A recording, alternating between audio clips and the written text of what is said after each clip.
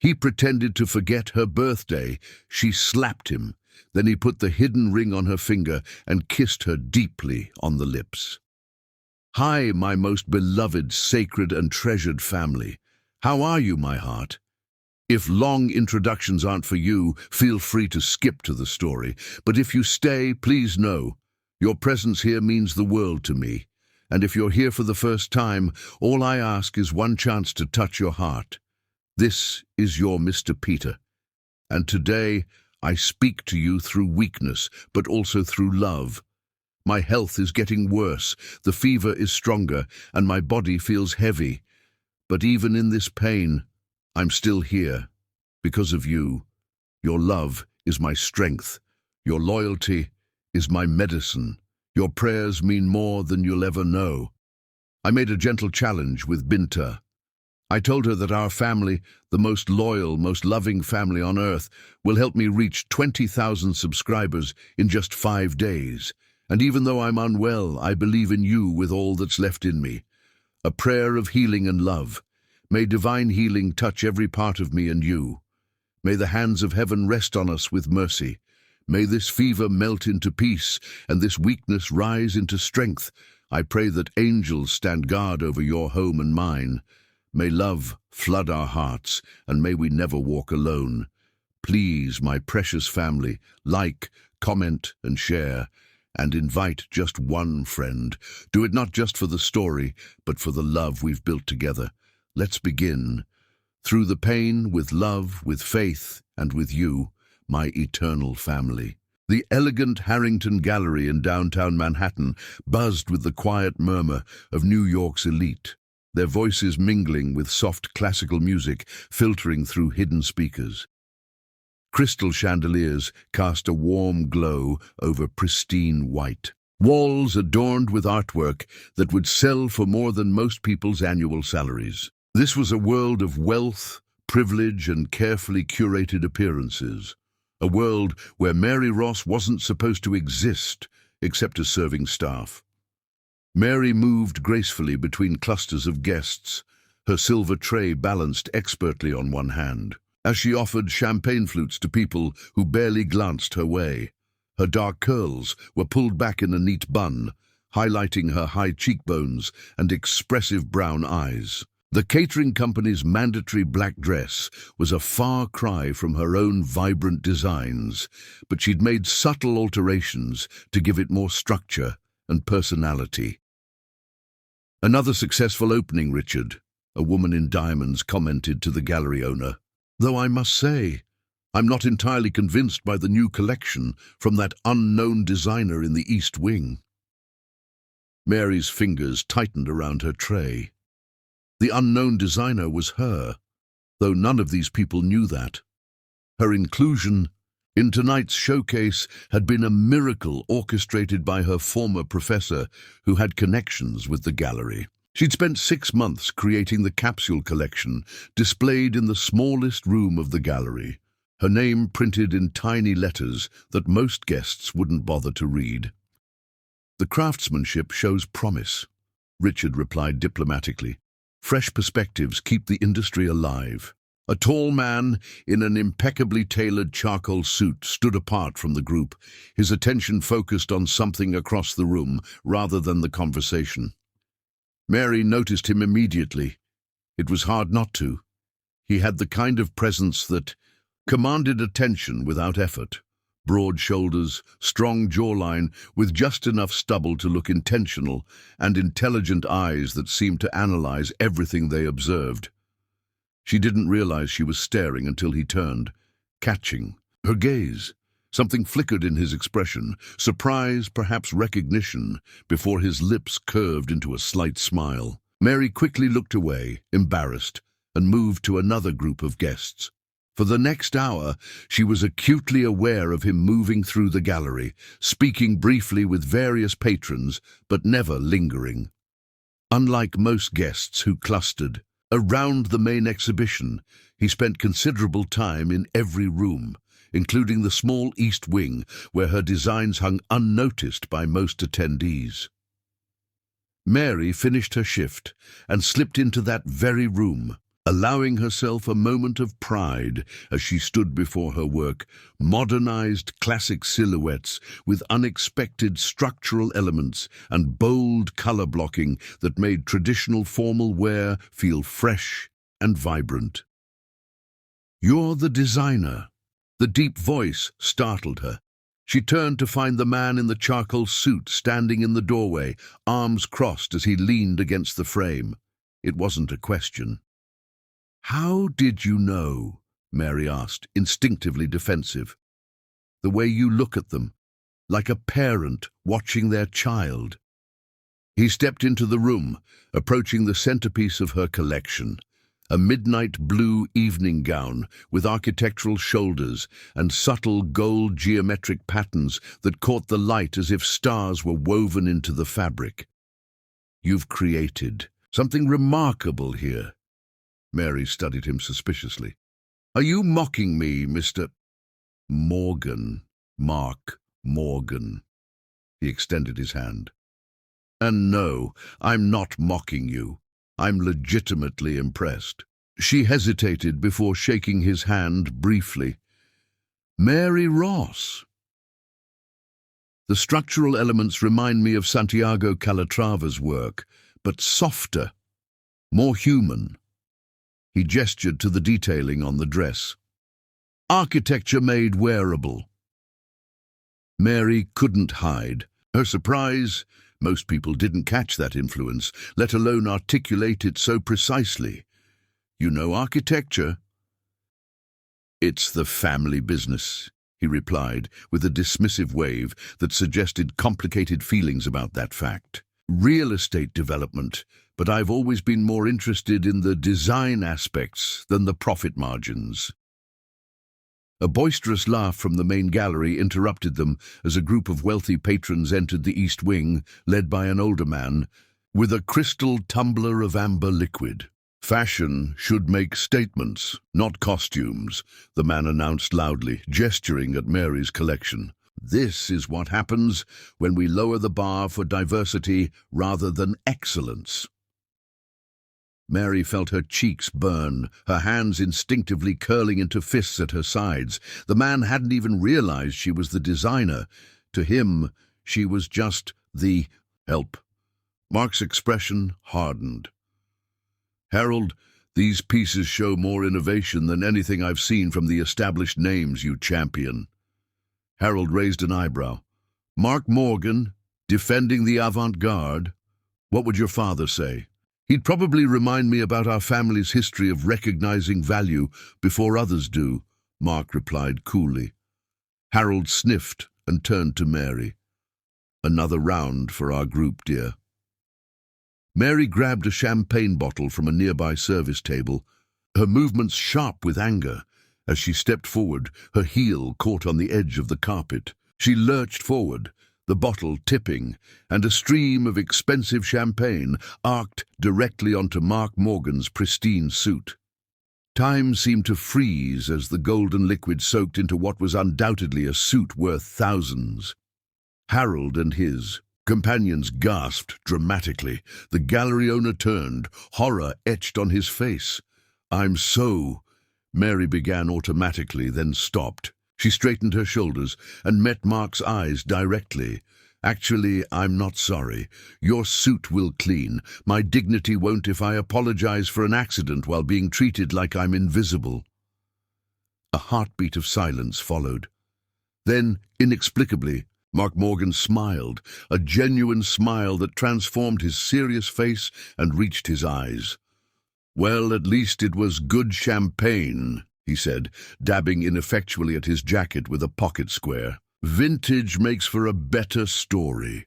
Harold looked scandalized. "She should be fired immediately." "For what? Making this stuffy event memorable?" Mark countered, then turned to Mary. "Though I suspect you've done that twice tonight, once with your designs and once with your refreshments." The gallery owner intervened, apologizing profusely to Mark while shooting daggers at Mary with his eyes. She knew her catering job was over, and possibly her fledgling design career as well. With her head held high, she walked toward the staff area determined not to let them see her devastation. An hour later, Mary emerged from the service entrance in her street clothes, dark jeans and a vintage leather jacket over a simple white tee. The cool night air did little to soothe the hot shame and anger still coursing through her. 6 months of work, potentially ruined because she wouldn't play the subservient role expected of her. Mary Ross. She turned to find Mark Morgan leaning against a sleek black car, his ruined jacket replaced by just his vest and shirt. He pushed himself away from the vehicle and approached her, something in his hand. "Your portfolio," he said, holding out the leather case she'd left behind in her hasty exit. "You shouldn't leave your life's work unattended." She took it cautiously. "How did you know it was mine?" "Your name is embossed on the back." He shrugged. "And I asked Richard who created the collection that impressed me most tonight." Mary clutched the portfolio to her chest. "And what did Richard say?" "That you had raw talent, but needed to learn your place." Mark's mouth quirked up at one corner. "I told him that in my experience, the most valuable people are those who refuse to stay in the places others assign them." He turned to leave, then paused. "Check inside your portfolio. I left something there." Before she could respond, he walked to his car and slipped inside. The vehicle pulled away from the curb silently, leaving Mary alone on the sidewalk. Later that night in her tiny studio apartment in Brooklyn, Mary opened her portfolio to find Mark Morgan's business card tucked inside the flap. On the back, in precise handwriting, "Talent speaks louder than pedigree. Your work deserves to be seen. MM." Chapter 2. Reluctant Hearts. Mary's cramped studio apartment doubled as her workspace, with a dress form taking precedence over any furniture except her narrow bed and a small kitchen table. Bolts of fabric leaned against walls, and sketches covered every available surface. The morning light streamed through windows that desperately needed cleaning, illuminating the eviction notice she'd found slipped under her door last night. 30 days to come up with 3 months' back rent or find somewhere else to live, and somewhere else to work. Mary sighed, running her fingers through her curls as she poured herself another cup of coffee. Between her 3 part-time jobs, catering, teaching evening classes at a community center, and alterations for a local boutique, she was barely making enough to sustain herself, let alone her dream of becoming a recognized designer. Last night's disaster at the Harrington Gallery certainly hadn't helped. She'd already received a text from the catering company informing her that her services would no longer be needed. Her phone buzzed with a message from Zoe. "Heard what happened at Harrington. You okay? Want me to come over with ice cream?" Mary smiled. Zoe had been her roommate in college and remained her closest friend, the only person who truly understood what Mary was trying to accomplish. "I'm fine, just figuring out my next move. Rain check on the ice cream?" The business card Mark Morgan had left in her portfolio sat on the table. She'd looked him up last night, and the results had been intimidating. The Morgans were practically royalty in New York real estate, with buildings bearing their name dotting the Manhattan skyline. Mark was the heir apparent, a Harvard Business School graduate who'd already made a name for himself spearheading the company's expansion into sustainable development. What would someone like him want with a struggling designer from Brooklyn? A knock at the door interrupted her thoughts. Mary glanced at the clock, barely 8 a.m., too early for Zoe, who considered mornings a theoretical concept rather than a time to be awake. She opened the door to find Mark Morgan standing in her hallway, holding 2 coffee cups and looking impossibly put together in a navy blue suit that probably cost more than her entire wardrobe. "Good morning," he said, as if appearing at her door was the most natural thing in the world. "I brought coffee. I wasn't sure how you'd take it, so there's cream and sugar in the bag." He held up a small paper bag pinched between his fingers. Mary stared at him. "How do you know where I live?" "Your address was on the artist information sheet at the gallery. I hope you don't mind the intrusion." She should mind. She definitely should. Instead, she found herself stepping aside to let him in. Mark entered, his tall frame making the small space seem even more cramped. His eyes took in everything, the fabric scraps, the industrial sewing machine, the sketches, the eviction notice. She hadn't thought to hide. "You actually live your art," he said, and there was something like respect in his voice. Mary took the coffee he offered. "Not all of us have penthouses." "Fair enough." He smiled, setting his cup down to examine a half-finished piece on her dress form. A jacket with an asymmetrical closure and unexpected cutouts that somehow maintained its structural integrity. "This is incredible work." "Why are you here?" "Mr. Morgan." "Mark," he corrected, "and I'm here because I'd like to commission you to design something." Mary narrowed her eyes. "Is this pity? Because I don't need—" "It's business," he interrupted. "My sister's birthday is in 6 weeks. Alice hates predictable gifts, and after seeing your work last night, I think you could create something that would genuinely surprise her." "You could buy her anything from any designer in the world." "Exactly. That's predictable." He picked up one of her sketches, studying it intently. "This isn't." Mary sipped her coffee, considering him. The commission would pay her rent, maybe even for a few months, if she negotiated well, but accepting felt dangerously like stepping into a world she'd learned to be wary of, a world where people like her were often novelties, exotic diversions from the usual society darlings. "Why should I trust you?" The question seemed to surprise him. "Most people in your position wouldn't question the opportunity." "I'm not most people." "Clearly." He set down the sketch. "You don't have to trust me. Write up a contract, set your terms, name your price. I'll sign whatever makes you comfortable." Something in his directness disarmed her. "Tell me about your sister." Mark's expression softened. "Alice is 23. Just finished her master's in environmental science. Brilliant, idealistic, and the only person in my family who doesn't think the sun rises and sets on the Morgan legacy." A fond smile played at his lips.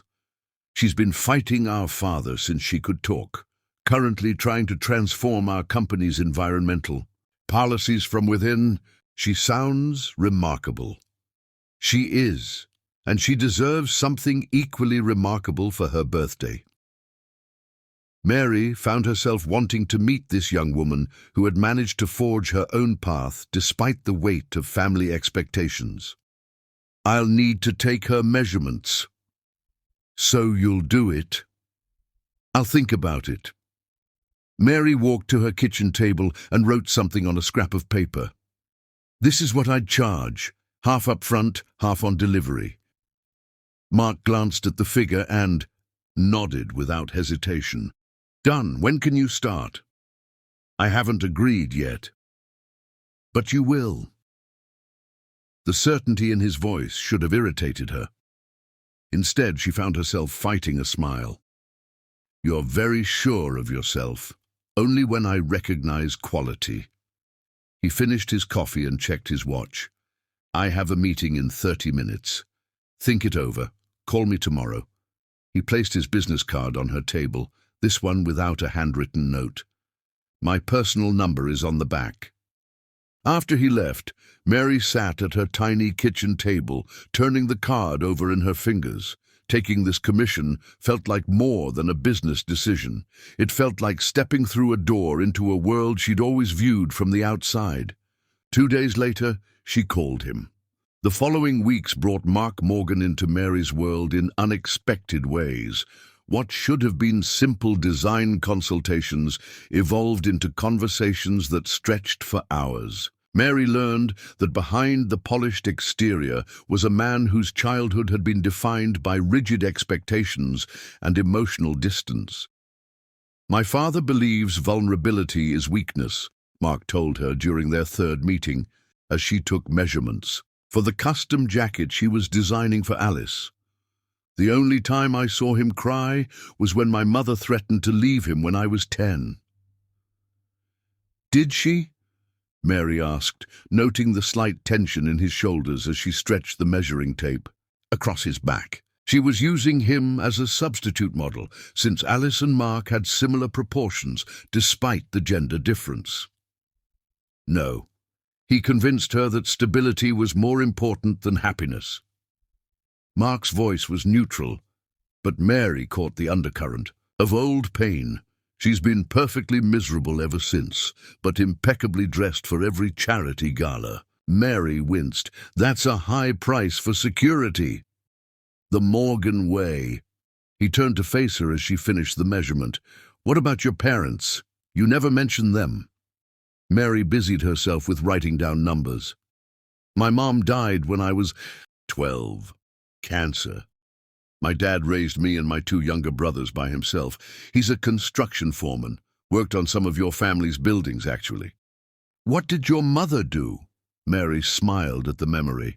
She was a seamstress, taught me to sew when I was 5. She used to make these elaborate costumes for school plays out of whatever fabric she could afford. Her fingers traced invisible patterns on her notepad. She'd say, "Mary, baby, if you can't buy your way in, you create your way in." Smart woman. The smartest. Mary set down her tape measure. Dad didn't understand my fashion dreams at first. He wanted me to do something practical with my art degree, but he comes to every showcase, no matter how small. The design process became a dance of professional boundaries continuously redrawn and crossed. Mary found herself looking forward to their meetings, even as she reminded herself that Mark Morgan lived in a different reality than hers. When the jacket was finally ready for a final fitting before delivery, Mark surprised her by suggesting dinner afterward. To celebrate the completion, he explained. You've created something extraordinary for Alice. That sounds suspiciously like a date, Mr. Morgan, Mary said, trying to keep her tone light. Would that be so terrible? Yes, she thought, because people from her world who fell for people from his always ended up with broken hearts. I don't mix business with pleasure. Then consider the business concluded as of the fitting. The pleasure can be entirely separate. His confident persistence should have annoyed her. Instead, she found herself agreeing with the firm disclaimer that it was not, under any circumstances, a date. The not date took place at a hidden rooftop garden restaurant in Chelsea, accessible only through a nondescript service elevator. The space was magical.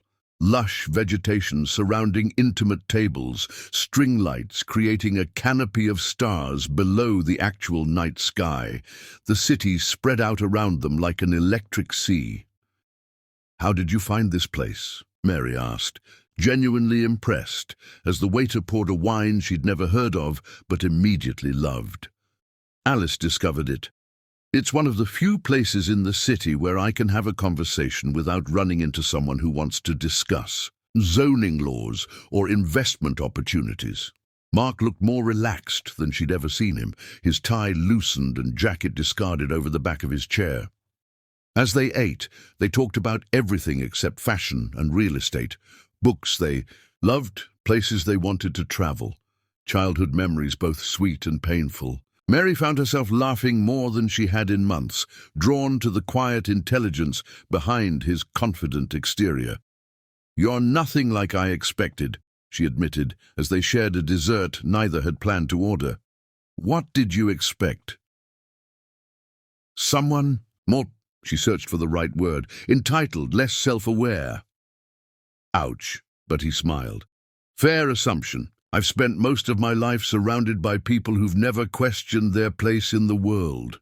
"And you have?" Mark's expression turned thoughtful. "Every day. My father built his empire by tearing down historic neighborhoods and replacing, and them with luxury condos most people can't afford. It's a complicated legacy to inherit." The honesty in his voice touched something in Mary. For the first time, she saw him not as Mark Morgan, heir to a real estate empire, but simply as Mark, a man struggling with his own questions about purpose and meaning. As they left the restaurant, the night air had cooled considerably. Without comment, Mark slipped his jacket around her shoulders. The weight of it, carrying his warmth and scent, felt dangerously comfortable. They were halfway back to her apartment when the skies opened without warning. Rain poured down in sheets, drenching them in seconds, despite their sprint for cover under a nearby awning. Mary laughed, pushing her soaked curls from her face. So much for New York's finest weather forecasters. Mark's eyes were fixed on her face, something shifting in his expression. "You're beautiful," he said simply, as if stating an irrefutable fact. The rain drummed on the awning above them, creating a private world within the storm. Mary felt the electric tension between them, knew she should step back, maintain the boundary she'd so carefully established. Instead, she found herself moving closer. His kiss was gentle at first, questioning, giving her every opportunity to pull away. When she didn't, his arms encircled her, pulling her against him as the kiss deepened into something hungry and questioning and full of promise. The rational part of Mary's mind screamed warnings about fairy tales and glass slippers that shattered at midnight. But as the rain continued to fall around their small sanctuary, another voice whispered that perhaps some risks were worth taking. She pulled back suddenly, her hands against his chest. "This is a mistake," she said, her voice unsteady. "Why?" His thumb traced her cheekbone, eyes searching hers. "Because people like me don't fit into your world, Mark. We're temporary diversions, exotic stories to tell at cocktail parties." The words hurt as she said them, but they carried the weight of lessons learned from watching other dreams shatter against the realities of New York's social hierarchy. "Is that what you think this is?" "It's what experience has taught me to expect." Mark stepped back slightly, giving her space while keeping his hands lightly on her waist. "Then let me prove experience wrong." Mary shook her head, slipping out of his embrace. "I should go." She turned and walked into the rain, not looking back even when she heard him call her name. The sensation of his lips against hers lingered, a dangerous promise she couldn't afford to believe. Chapter 3. Undeniable Passion. 3 days passed without a word from Mark. Mary threw herself into her work, convincing herself that the rain-soaked kiss had been nothing more than a momentary lapse in judgment for both of them. He'd surely moved on to more appropriate romantic prospects from his social circle. On the 4th day, a courier delivered a package to her studio. Inside, she found a vintage book of architectural sketches by Santiago Calatrava, the very architect whose work had influenced her designs. The note inside read simply, "Thought you might appreciate this, still thinking about that kiss. Mem." No grand gestures, no expensive jewelry or elaborate flower arrangements that screamed of wealth rather than thoughtfulness. Just a perfect acknowledgement of her passion. The next day, another package arrived, fabrics from a small artisan collective in Ghana that specialized in sustainable hand-dyed textiles. The note, "Saw these and thought of your color palette. No strings attached. Mem." For 2 weeks, the gifts continued, each one revealing a deeper understanding of Mary as a designer and a person. Never ostentatious, never with expectations. Attached. Always signed the same way. "He's persistent. I'll give him that," Zoe said, lounging on Mary's bed while Mary worked on a new design. "But are you sure this isn't just the thrill of the chase for him? Mark Morgan has quite the reputation with the ladies." Mary's hands stilled on her sketchpad. "What kind of reputation?" "The usual rich playboy stuff, different woman at every gala, never serious with any of them." Zoe scrolled through her phone, turning it to show Mary a society page photo of Mark with a willowy blonde. This was just 2 months ago. Victoria Astor, banking heiress. The photo showed them leaving a restaurant, Mark's hand at the small of Victoria's back. Something twisted in Mary's stomach. "It doesn't matter," Mary said, returning to her sketch with forced nonchalance. "I'm not getting involved with him." Zoe's skepticism was palpable. "That's why you've kept every note he's sent." Mary's phone buzzed with a text. "Mark, I respect your space, but I'd like to see you. One real date. Your choice of venue. After."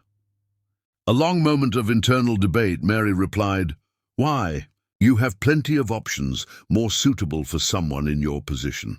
His response came immediately. "None of them are you." Despite her better judgment, Mary agreed to meet him the following evening. She chose a small jazz club in Harlem, far from the glittering hotspots frequented by his social circle. If he was truly interested in her, he would step into her world just as she'd glimpsed his.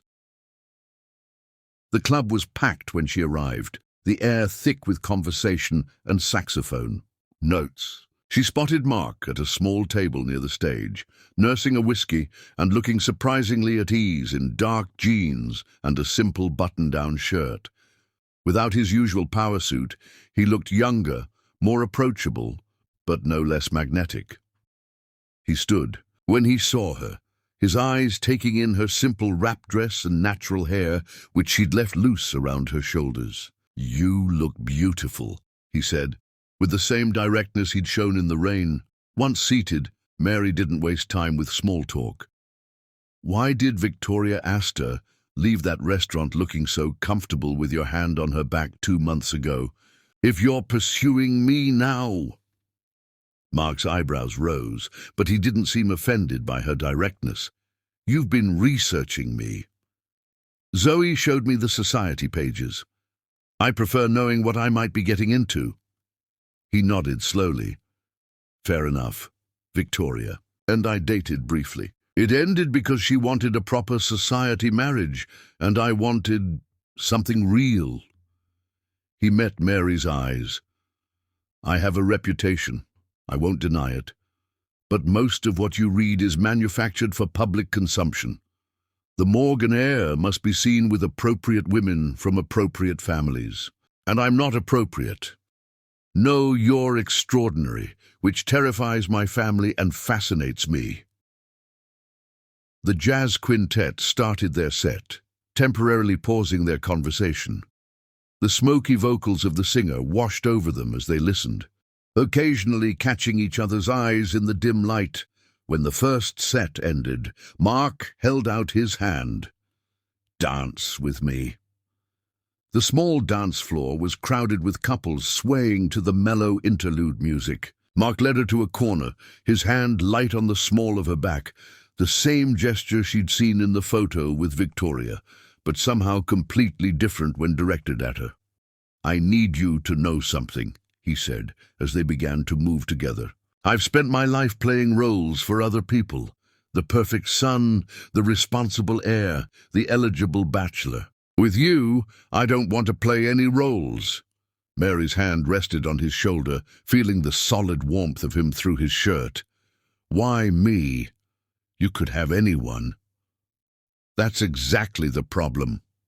His voice dropped lower, meant only for her. "Everyone sees the Morgan name, the access, the wealth. You looked at me and saw the red wine stain on my suit. You weren't impressed, you were annoyed." A smile touched his lips. It was refreshingly honest. Most people would consider that a character flaw. Most people live their lives behind carefully constructed facades. His arm tightened slightly around her waist as he guided her through a turn. "I'm tired of facades, Mary." The raw honesty in his voice resonated with something deep within her. Growing up without wealth or connections, Mary had learned early that authenticity was all she could truly offer the world. In her industry, where air kisses and false compliments were currency, She'd remained stubbornly, sometimes detrimentally, real. "I've had relationships before," she said carefully. "Men who found me exotic and refreshing until they realized I wouldn't be molded into someone more convenient. Men who couldn't handle my ambition or my background. I'm not those men. You say that now." The music shifted to something slower, more intimate. Other couples pressed closer, but Mark maintained a respectful distance, letting her set the terms of their physical proximity. "I don't expect you to believe me yet," he said. "I expect you to judge me by my actions over time." They danced until the club closed, talking about their childhoods, their dreams, their disappointments. Mark told her about the pressure of being the Morgan heir, the weight of expectations that had nearly crushed his own aspirations. Mary shared stories of designing her own prom dress because she couldn't afford the ones her friends wore, of fighting for her scholarship to fashion school while working 2 jobs. As they walked along the quiet Harlem streets afterward, the night air cool against their skin, Mark spoke of his travels, his hopes to redirect his family's business toward more sustainable, community-focused development. "My father thinks I'm naive," he admitted. "He built his empire by prioritizing profit over people. He can't understand why I'd want to change a winning formula." "And why do you?" Mary asked, genuinely curious. Mark was quiet for a moment. "Because success without purpose is just accumulation. I want to build something meaningful." They stopped at a corner, waiting for the light to change. In the distance, a photographer lingered, his camera lens catching the subtle intimacy of their conversation. Neither noticed. "I should get home," Mary said, though she felt reluctant to end the evening. "Let me drive you. I can take the subway." "At 2 a.m., please, let me make sure you get home safely." His concern seemed genuine rather than controlling. Mary nodded, allowing him to guide her to where his driver waited with a sleek black car. The next morning, Zoe burst into Mary's apartment without knocking, waving her phone frantically. "You're on page 6. Mary grabbed the phone, her stomach dropping as she saw the photo. Mark and her caught in an intimate moment on the street corner, his hand reaching up to brush a curl from her face, her expression soft and unguarded. The headline read, "Morgan Heir's newest conquest, unknown designer captures Playboy's attention." Her phone buzzed with a text from Mark. "I'm sorry about this. This isn't how I wanted things to unfold." Before she could reply, more messages flooded in. Childhood friends, design school classmates, even her father, all seeing her face splashed. Across gossip columns, all wondering if the rumors were true. Mary's hand trembled slightly as she typed her response to Mark. "This is exactly what I was afraid of. Tell me where you are. Let me come to you." She hesitated, then gave him her address. 20 minutes later, he was at her door, concern etched across his features. "I never wanted to drag you into this circus," he said as soon as she let him in. "My family's name comes with a spotlight I can't turn off." "They're calling me your conquest," Mary said, her voice tight. "Everything I've worked for, my designs, my talent, reduced to being your latest fling." Mark's jaw tightened. "That's not what this is." "Isn't it? The exotic black designer from Brooklyn, a temporary diversion from your usual socialites." The words tasted bitter on her tongue. Instead of defending himself, Mark crossed the room to her in 2 strides, his hands framing her face with gentle insistence. "Look at me, Mary. Really look. Do I seem like a man passing time?" The intensity in his eyes made her breath catch. Before she could respond, he kissed her, not gently this time, but with unmistakable hunger and intention. His hands slid into her hair, cradling her head, as though she were precious beyond measure. Mary knew she should pull away, protect herself from the inevitable heartbreak. Instead, she found herself responding with equal fervor, her arms wrapping, around his neck, eliminating any space between them. When they finally broke apart, breathless, Mark rested his forehead against hers. "I don't care what they print or what anyone thinks. I care about you. Only you." In that moment, the last of Mary's carefully constructed defenses began to crumble. That night, in the sanctuary of her tiny apartment, their bodies found the language their words had been circling.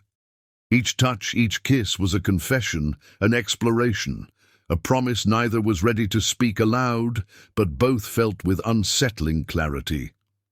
Afterward, as Mark slept beside her, his arm draped protectively across her waist, Mary watched the play of moonlight across his features and wondered if she was brave enough to believe that something this improbable could actually endure. Chapter 4. Family Lines Drawn. "You can't possibly be serious about this girl, Mark."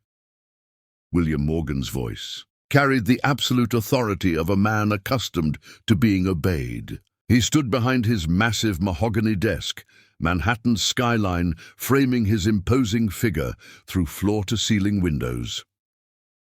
Mark maintained his composure, though his jaw tightened almost imperceptibly. "Her name is Mary Ross, Father, and yes, I'm serious about her." "A designer." William pronounced the word as if it were synonymous with street performer. "With no family connections, no social standing, nothing to contribute to the Morgan legacy except potential scandal.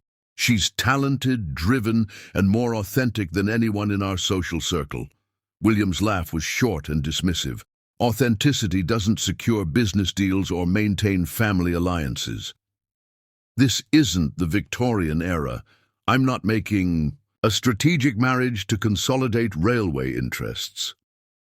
"Don't be flippant." William circled his desk, approaching his son. Though Mark stood several inches taller, William's presence still commanded the room. "The Morgan name means something. In this city, it opens doors, commands respect. Your choices reflect on all of us." Mark met his father's gaze steadily.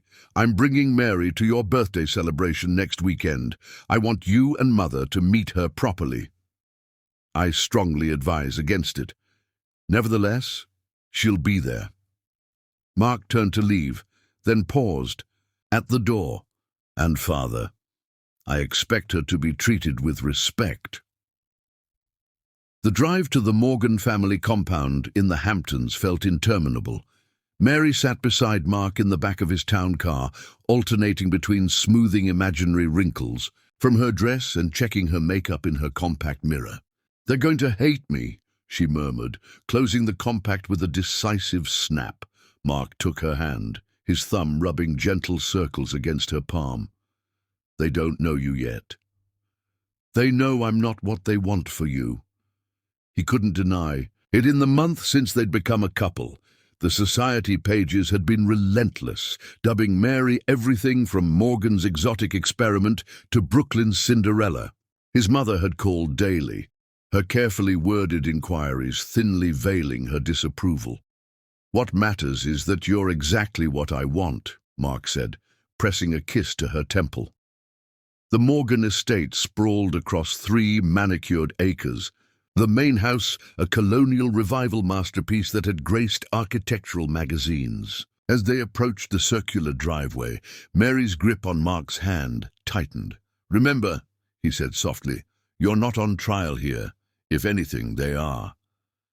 Catherine Morgan greeted them at the door, her slender frame draped in a pale blue dress that likely cost more than Mary's rent for a year. Her smile was perfect, practiced, and didn't reach her eyes. "Mark, darling." She air-kissed both his cheeks before turning to Mary. "And this must be Miss Ross. How refreshing to finally meet you." "Thank you for having me, Mrs. Morgan," Mary replied, her voice steady despite the subtle emphasis Catherine had placed on refreshing. "Of course, we're always interested in Mark's friends." Catherine gestured toward the terrace where guests mingled. William is holding court by the pool. You should say hello, Mark. Miss Ross and I can get better acquainted." Mark glanced at Mary, who gave him a slight nod. "I'll be right back," he promised, kissing her cheek before reluctantly moving toward the pool area. Catherine led Mary to a quieter corner of the terrace. "That's a lovely dress. One of your own designs?" "Yes, actually." Mary had labored for days on the elegantly structured sheath in deep emerald that complemented her complexion without being flashy. "So talented to make your own clothes. Very resourceful." Catherine sipped her champagne. "I imagine that's a necessary skill in your neighborhood." Mary maintained her composure. "Creativity thrives everywhere, Mrs. Morgan." "Indeed, though opportunity sadly does not." Catherine's smile remained fixed. "My son has always had a charitable heart. Even as a boy, he would bring home wounded birds and stray animals." The implication hung in the air, clear as crystal. Before Mary could respond, a younger woman approached, her bright expression a stark contrast to Catherine's frigid poise. "You must be Mary. I'm Alice, Mark's sister and proud owner of the most amazing jacket ever designed thanks to you." Alice embraced Mary warmly, as if they were already friends. "I've been dying to meet the woman who's made my brother smile more in a month than I've seen in years." Mary returned the hug, immediately drawn to Alice's genuine warmth. "Your brother speaks so highly of you." "All lies, I'm sure." Alice linked her arm through Mary's. "Come on, let me introduce you to the 3 or 4 people here worth knowing and warn you about the rest." With Alice as her guide, Mary navigated the next hour of subtle snubs and curious stares with growing confidence. Alice's open acceptance provided a buffer against the more pointed comments from Morgan family friends. Across the terrace, Mark was trapped in conversation with his father and several business associates, though his eyes frequently sought Mary's. She could read the apology in his gaze. "Don't worry about Mark," Alice said, following Mary's line of sight. "Dad always parades him around at these things like a prize racehorse." She lowered her voice conspiratorially. "A team. The difference is that today Mark's thinking about breaking free from the stable."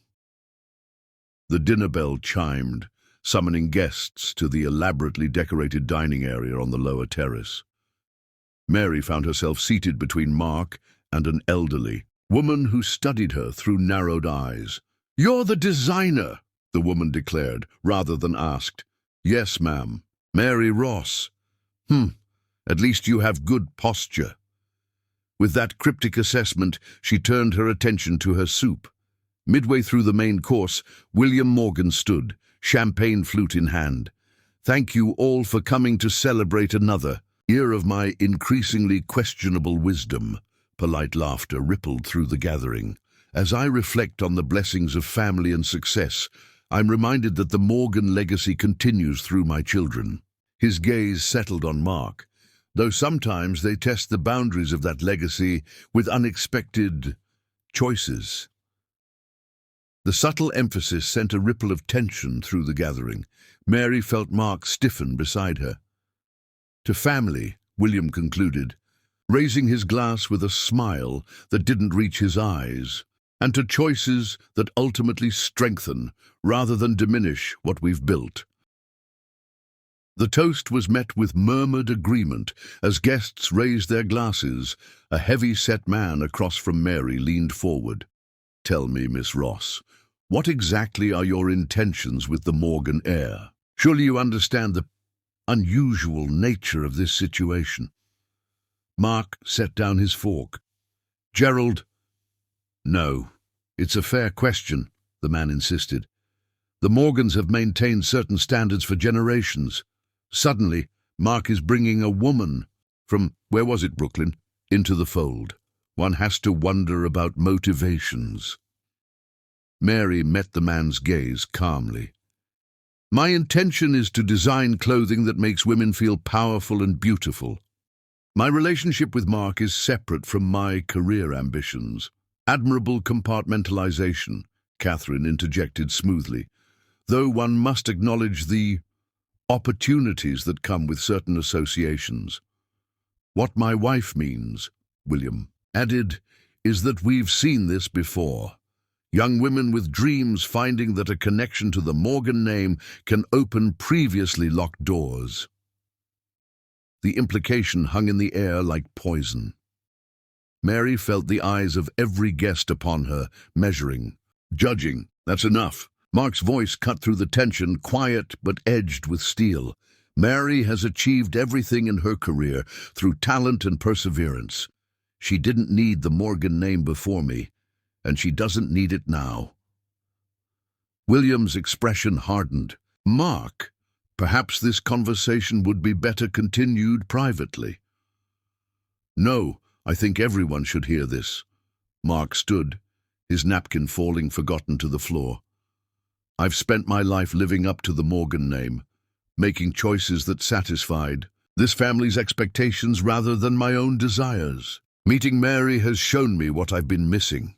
A hush fell over the gathering. Mary reached for Mark's hand under the table, but he was already in motion, moving behind her chair, his hand resting on her shoulder in a gesture of unmistakable commitment. I love Mary Ross, he declared, the words falling into the silence like stones into still water. And not because of or despite her background, but because she's the most genuine, talented, and courageous person I've ever known.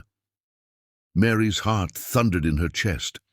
It was the first time he'd said those words, I love you, and he was saying them not in private whispers, but as a public declaration before the very people who most opposed their relationship.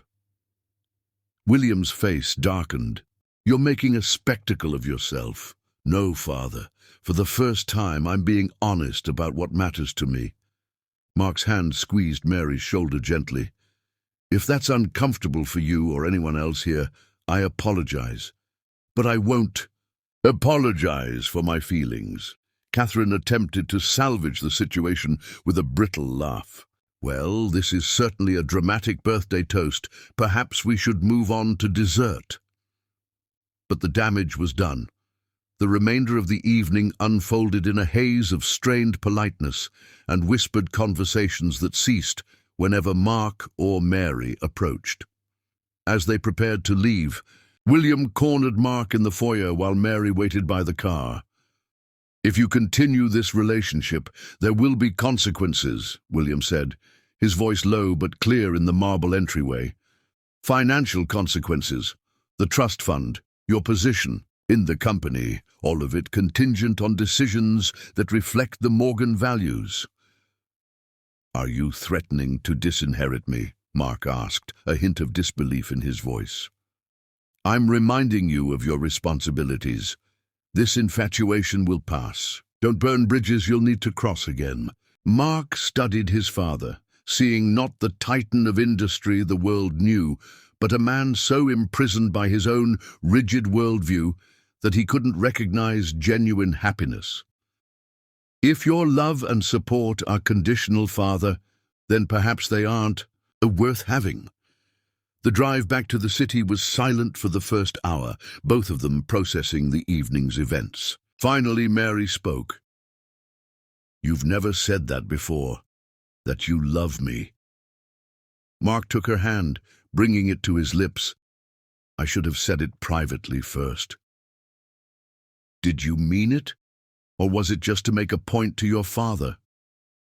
He pulled the car to the side of the road, shifting to face her fully. Mary Ross, I have never meant anything more in my life. His hands cupped her face with infinite tenderness. I love you. Not to spite my family or make a statement, but because you've awakened something in me I didn't know was sleeping. The truth of his words shone in his eyes.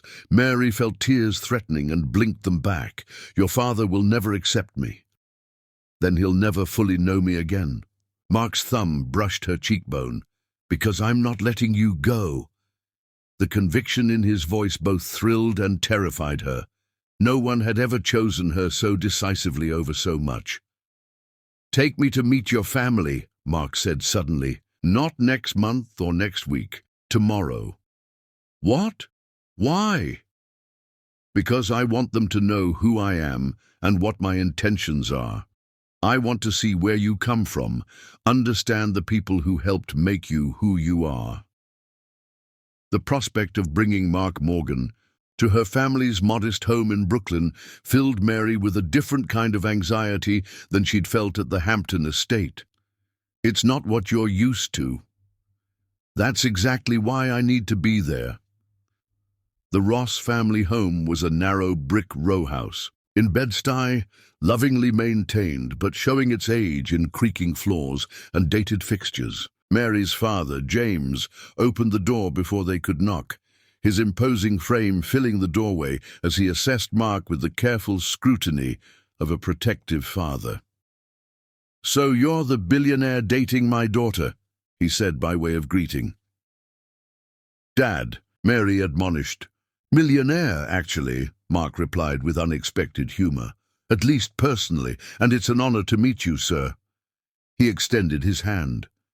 James ignored the hand, instead pulling Mark into a firm hug that was equal parts greeting and warning. "Any man dating my Mary gets a hug hello and a promise of consequences if he hurts her." Mary's younger brothers, Devon and Marcus, watched from the living room with undisguised suspicion. Her grandmother Eloise, however, emerged from the kitchen, with a warm smile that creased her face in well-earned lines. Come in, don't leave the boy on the doorstep like he's selling something," she chided, wiping her hands on her apron. "I'm making Sunday dinner, and everyone's welcome at my table, even Morgan real estate moguls." The stark contrast between this welcome and his own family's treatment of Mary wasn't lost on Mark. Despite the brothers' initial coldness and James's protective interrogation, there was an authenticity to the Ross household that the Morgan compound had never possessed. Throughout the afternoon, Mark witnessed Mary transform. Here, she was fully herself, laughing louder, gesturing more freely. The weight of constant self-monitoring lifted from her shoulders. He found himself drawn into the family's rhythm, helping Marcus with his college application essay, discussing sustainable building materials with James, who knew more about practical construction than any of Mark's business school professors. The turning point came when Eloise drafted Mark to help in the kitchen, placing him at the counter with instructions to chop onions for her famous gumbo. "I've never actually chopped vegetables before," Mark admitted quietly, somewhat embarrassed. Instead of mockery, he received a gentle tutorial from Eloise, who guided his hands with the patience of a woman who had taught generations of children. "Like this, baby. Fingers tucked so you don't lose any tips. There you go." Mary watched from the doorway, her heart swelling at the sight of Mark Morgan, heir to a real estate empire, learning to chop onions under her grandmother's watchful eye. His expression one of complete concentration and unexpected joy. Later, as they all gathered around the dining table, mismatched chairs pulled close to accommodate everyone, James asked the question that had been hovering unspoken. "What do your folks think of this relationship, Mark? Because I'm guessing they're not throwing welcome parties for my daughter." The table fell silent. Mark set down his fork, meeting James's gaze directly. "They disapprove. My father has threatened to cut me off financially if I continue seeing Mary." More silence. Then James nodded slowly. "And how do you feel about that?" "Liberated," Mark answered without hesitation. "The Morgan money comes with golden handcuffs. Without it, I might actually build something that's truly mine." James studied him thoughtfully. Not many men born to privilege would see it that way. "I wasn't always this self-aware," Mark admitted. "Meeting Mary changed my perspective on what actually matters." Eloise chuckled softly. That girl has been changing perspective since she was 5 years old, telling her kindergarten teacher that pink wasn't a girl color, it was just a color. The tension broke, conversation flowing freely again. After dinner, Mark joined the brothers for a basketball game in the small backyard while Mary helped clear the table. James pulled her aside in the kitchen. "He seems different from what I expected," he admitted grudgingly. "He is different," Mary said, "from what everyone expects." Her father's expression grew serious. "His family will make this hard for you, baby girl. Are you sure he's worth the fight that's coming?" Mary watched through the window as Mark laughed at something Devon said. His designer clothes now rumpled, a light sheen of sweat on his brow as he genuinely enjoyed the simple pleasure of a family game. "Yes," she answered, surprising herself with the certainty in her voice. "He's worth it." Later that night, as they stood on the sidewalk saying goodbye, Mary's grandmother slipped outside wrapped in her cardigan. "Young man," she called to Mark, "come here a moment." Mark approached respectfully. Eloise took his face between her weathered hands, studying him with eyes that had witnessed nearly 9 decades of human nature. "You love our Mary," she stated rather than asked. "Yes, ma'am, very much." "Then kiss her like you mean it, right here, where her family can see that. You're not ashamed." Mark glanced at Mary, whose eyes widened in surprise. Then, with a smile that transformed his entire face, he pulled her into his arms and kissed her deeply, passionately, without reservation. A public declaration as powerful as the words he'd spoken at his father's party, but infinitely more intimate. From the porch, James shook his head, a reluctant smile tugging at his lips. "That boy's in trouble," he murmured to his mother. "Mm-hmm," Eloise agreed, satisfaction in her voice. "The best kind." Chapter 5. Rising Opposition. 2 months into their relationship, Mary's career took an unexpected turn. Fashion Week had included her designs in an emerging designer showcase, and a buyer from Bergdorf Goodman had expressed interest in featuring a limited collection of her work. "This is it, Mary!" Zoe exclaimed, dancing around the studio that Mary had managed to keep thanks to Mark's discreet assistance with the back rent, the only financial help she'd reluctantly accepted from him. "Bergdorf! Do you know how many designers would kill for this opportunity?" Mary could hardly contain her excitement as she worked on the presentation for the buyers. Her phone buzzed with a message from Mark. "Dinner tonight to celebrate? I'm so proud of you." The warm glow of his support carried her through the final preparations. Everything was falling into place until the day before her meeting with the Bergdorf buyers. The call came as Mary was finalizing her samples. "Ms. Ross, this is Judith from Bergdorf Goodman. I'm afraid there's been a change of plans." The woman's voice was professionally detached. "Our investors have concerns about the financial viability of featuring an unknown designer at this time." "But I was told you were enthusiastic about the collection," Mary replied, her stomach dropping. "Creative decisions sometimes conflict with business realities. I'm sorry." After the call ended, Mary sat motionless among her designs. This made no sense. Every indication had been positive until now. Her phone rang again, Zoe this time.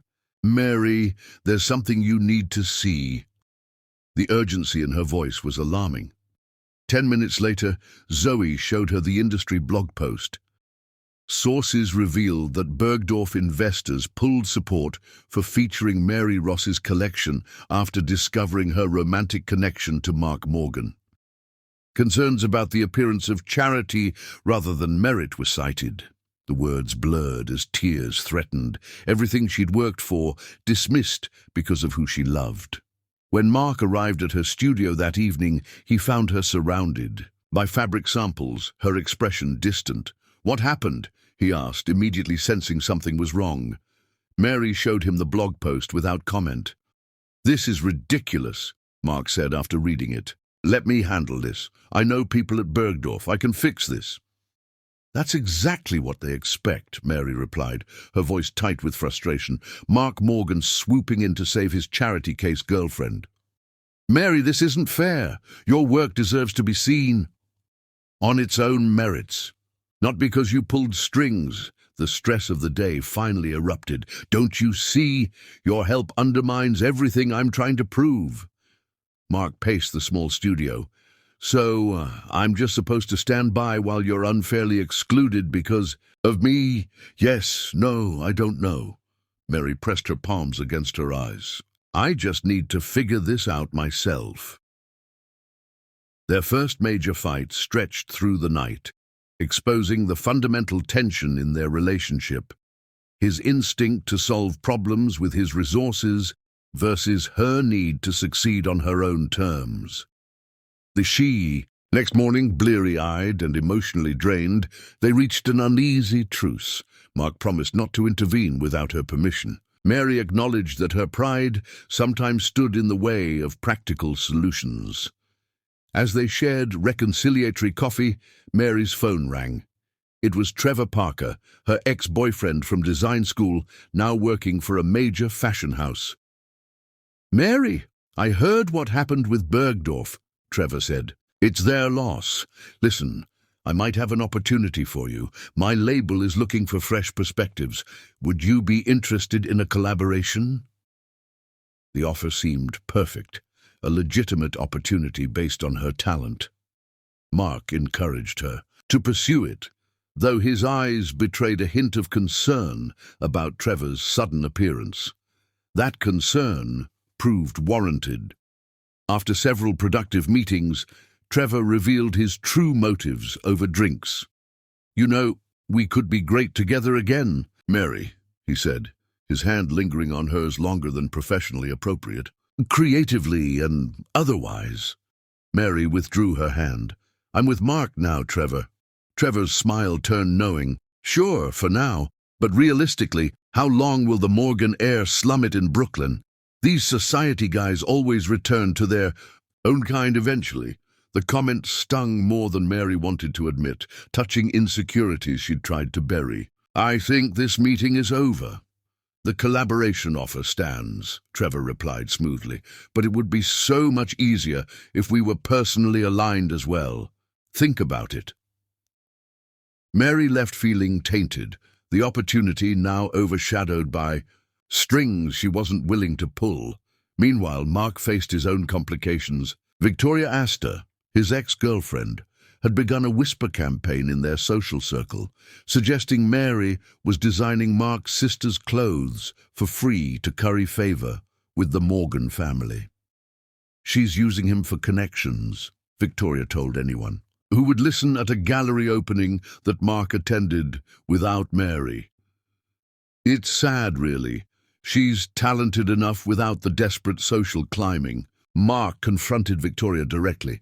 "Stop spreading lies about Mary. It's beneath you." Victoria's perfectly made-up face arranged itself into a pout. "I'm only looking out for you, darling. Everyone knows these artistic types are so unstable. And I'd hate to see the Morgan name associated with someone so clearly out of her depth." "The only person out of their depth is you," Mark replied coldly. "Stay away from Mary and stay out of our relationship." The confrontation might have ended there if not for the charity gala the following week, an event that Mary had been dreading but had agreed to attend with Mark to support his family's foundation. The ballroom of the plaza glittered with New York's elite. Mary wore one of her own designs, a sophisticated gown that married classic elegance with bold, modern touches. At her throat gleamed a simple pendant, a birthday gift from Mark that complemented rather than overwhelmed her look. Heads turned as they entered, whispers following in their wake. Mary held her head high, though she felt every assessing glance like a physical touch.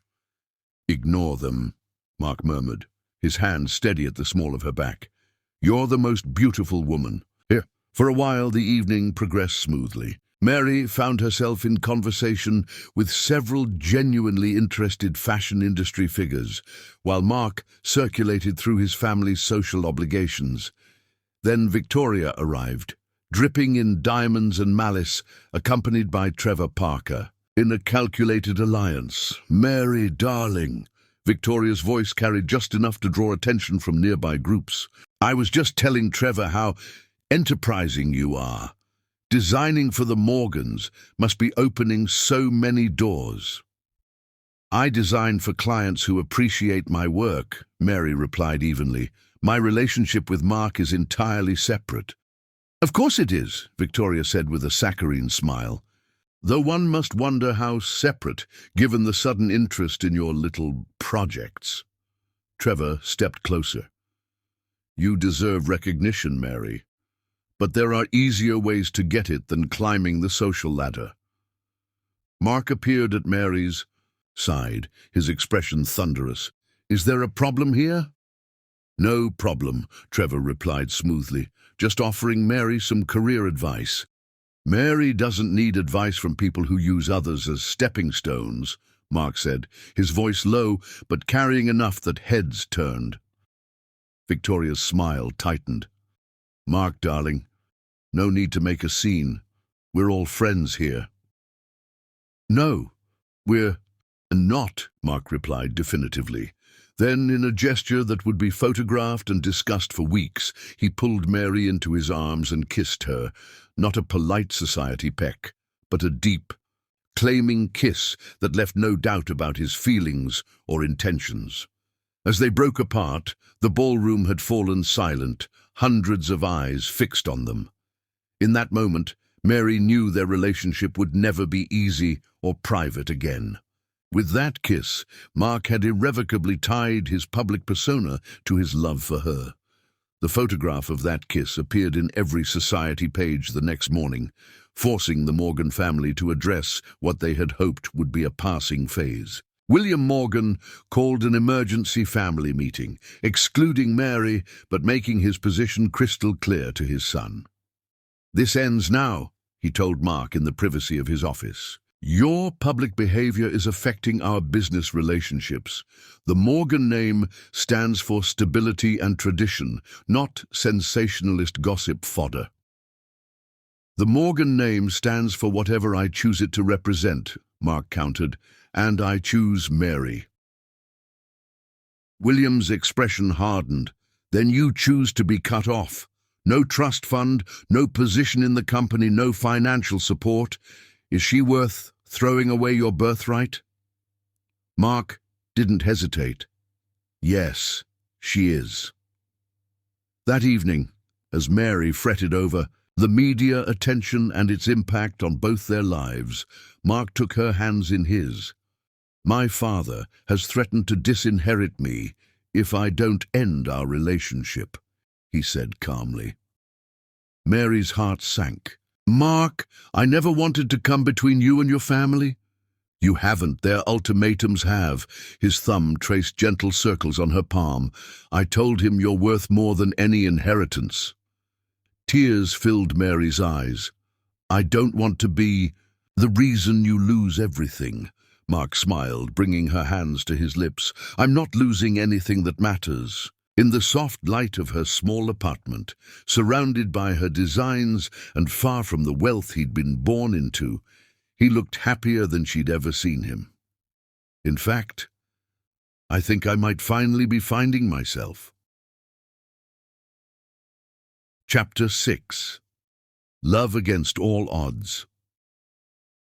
The call came at 3 a.m, jarring Mary and Mark from sleep. Mary fumbled for her phone in the darkness, her heart racing at the late hour. Mary, it's Devon. Grandma Eloise had a stroke. Dad's with her at Brooklyn Methodist. The world seemed to tilt on its axis. We'll be right there. Mark was already pulling on clothes, fully alert despite the hour. I'll drive. What happened? Grandma had a stroke, Mary repeated, her voice tight as she searched for her shoes. She's at Brooklyn Methodist. Without hesitation, Mark made a call as they rushed to his car. "Dr. Patel, it's Mark Morgan. I need a favor." By the time they reached the hospital, Mark had arranged for the head of neurology to personally evaluate Eloise. Mary was too worried to question his use of connections. In this instance, she was grateful for every advantage his name could provide.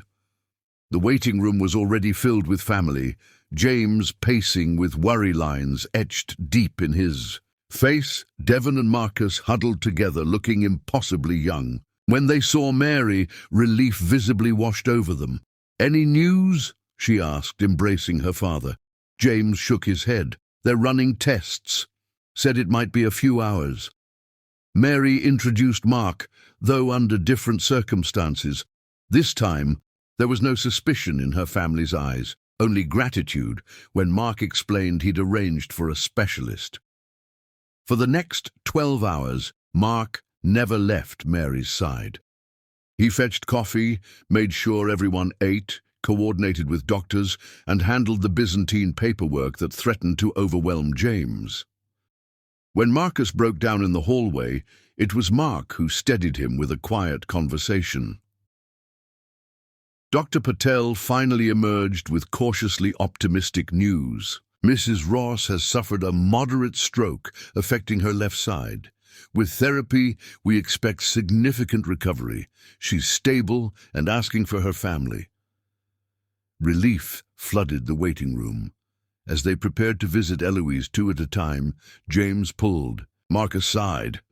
"Thank you," he said simply, his voice rough with emotion. "The doctor said if she hadn't received treatment so quickly—" He couldn't finish the sentence. Mark clasped his shoulder. "She's family." The simple declaration cemented something between the two men, an understanding that transcended their different worlds. While the immediate crisis passed, Eloise's recovery would require extensive therapy and constant care. Mary found herself torn between her grandmother's needs and a critical opportunity, a small fashion showcase that could restart her career after the Bergdorf setback. "I should cancel," she told Mark as they left the hospital after another long day. "The family needs me here. Your grandmother would be furious if you sacrificed your dream for her," Mark replied. "Remember what she told you yesterday? Stop hovering and go make something beautiful?" Mary smiled despite her exhaustion. "She did say that." "Let me help," Mark offered. "Not with money," he added quickly, seeing her expression. "But I can. Coordinate her care schedule, drive your father to appointments, whatever you need so you can prepare for the showcase." And he did.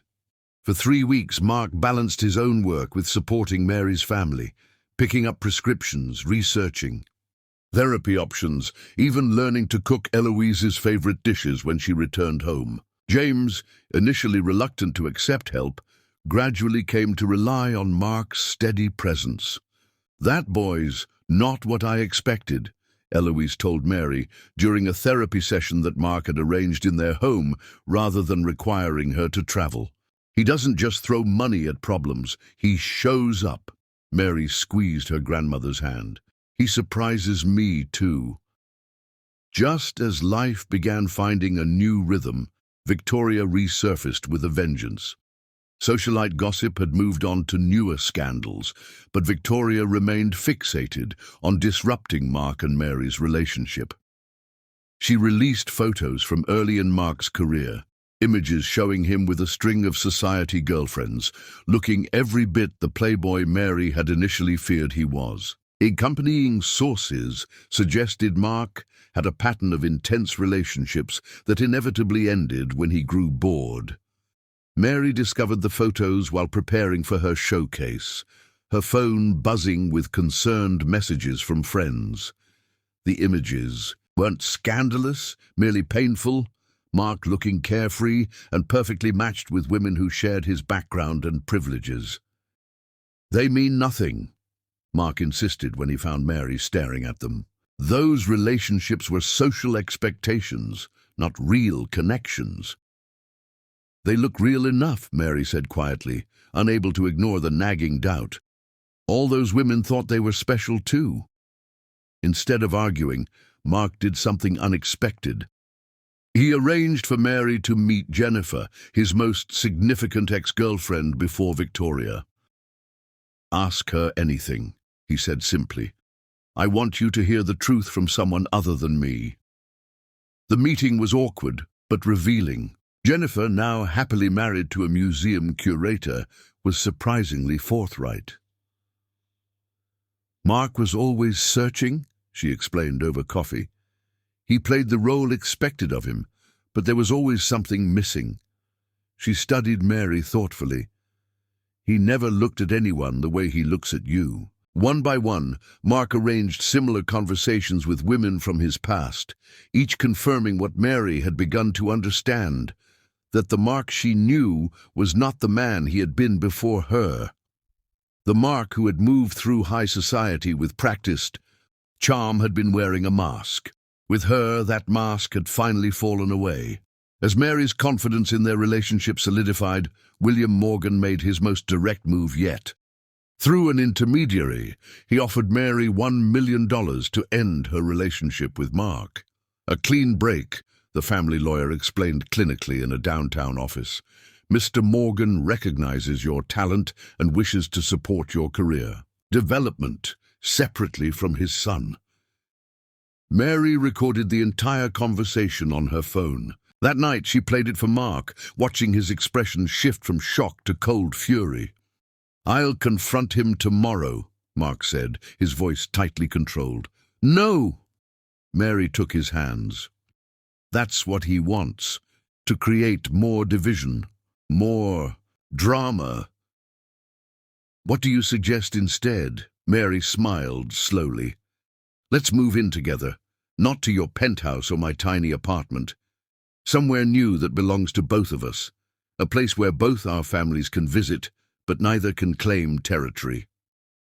2 weeks later, they signed a lease on a sun-filled loft in a converted factory building near the bridge. Not quite Brooklyn, not quite Manhattan, a perfect middle ground. They furnished it slowly, each piece chosen together, creating a space that reflected both their tastes. The housewarming party was a deliberate statement, Mary's family mingling with Mark's sympathetic sister and carefully selected friends from both their worlds. Alice brought a bottle of champagne and an envelope containing her trust fund paperwork. "Dad can't touch this one," she explained to Mark. "Grandmother left it directly to me.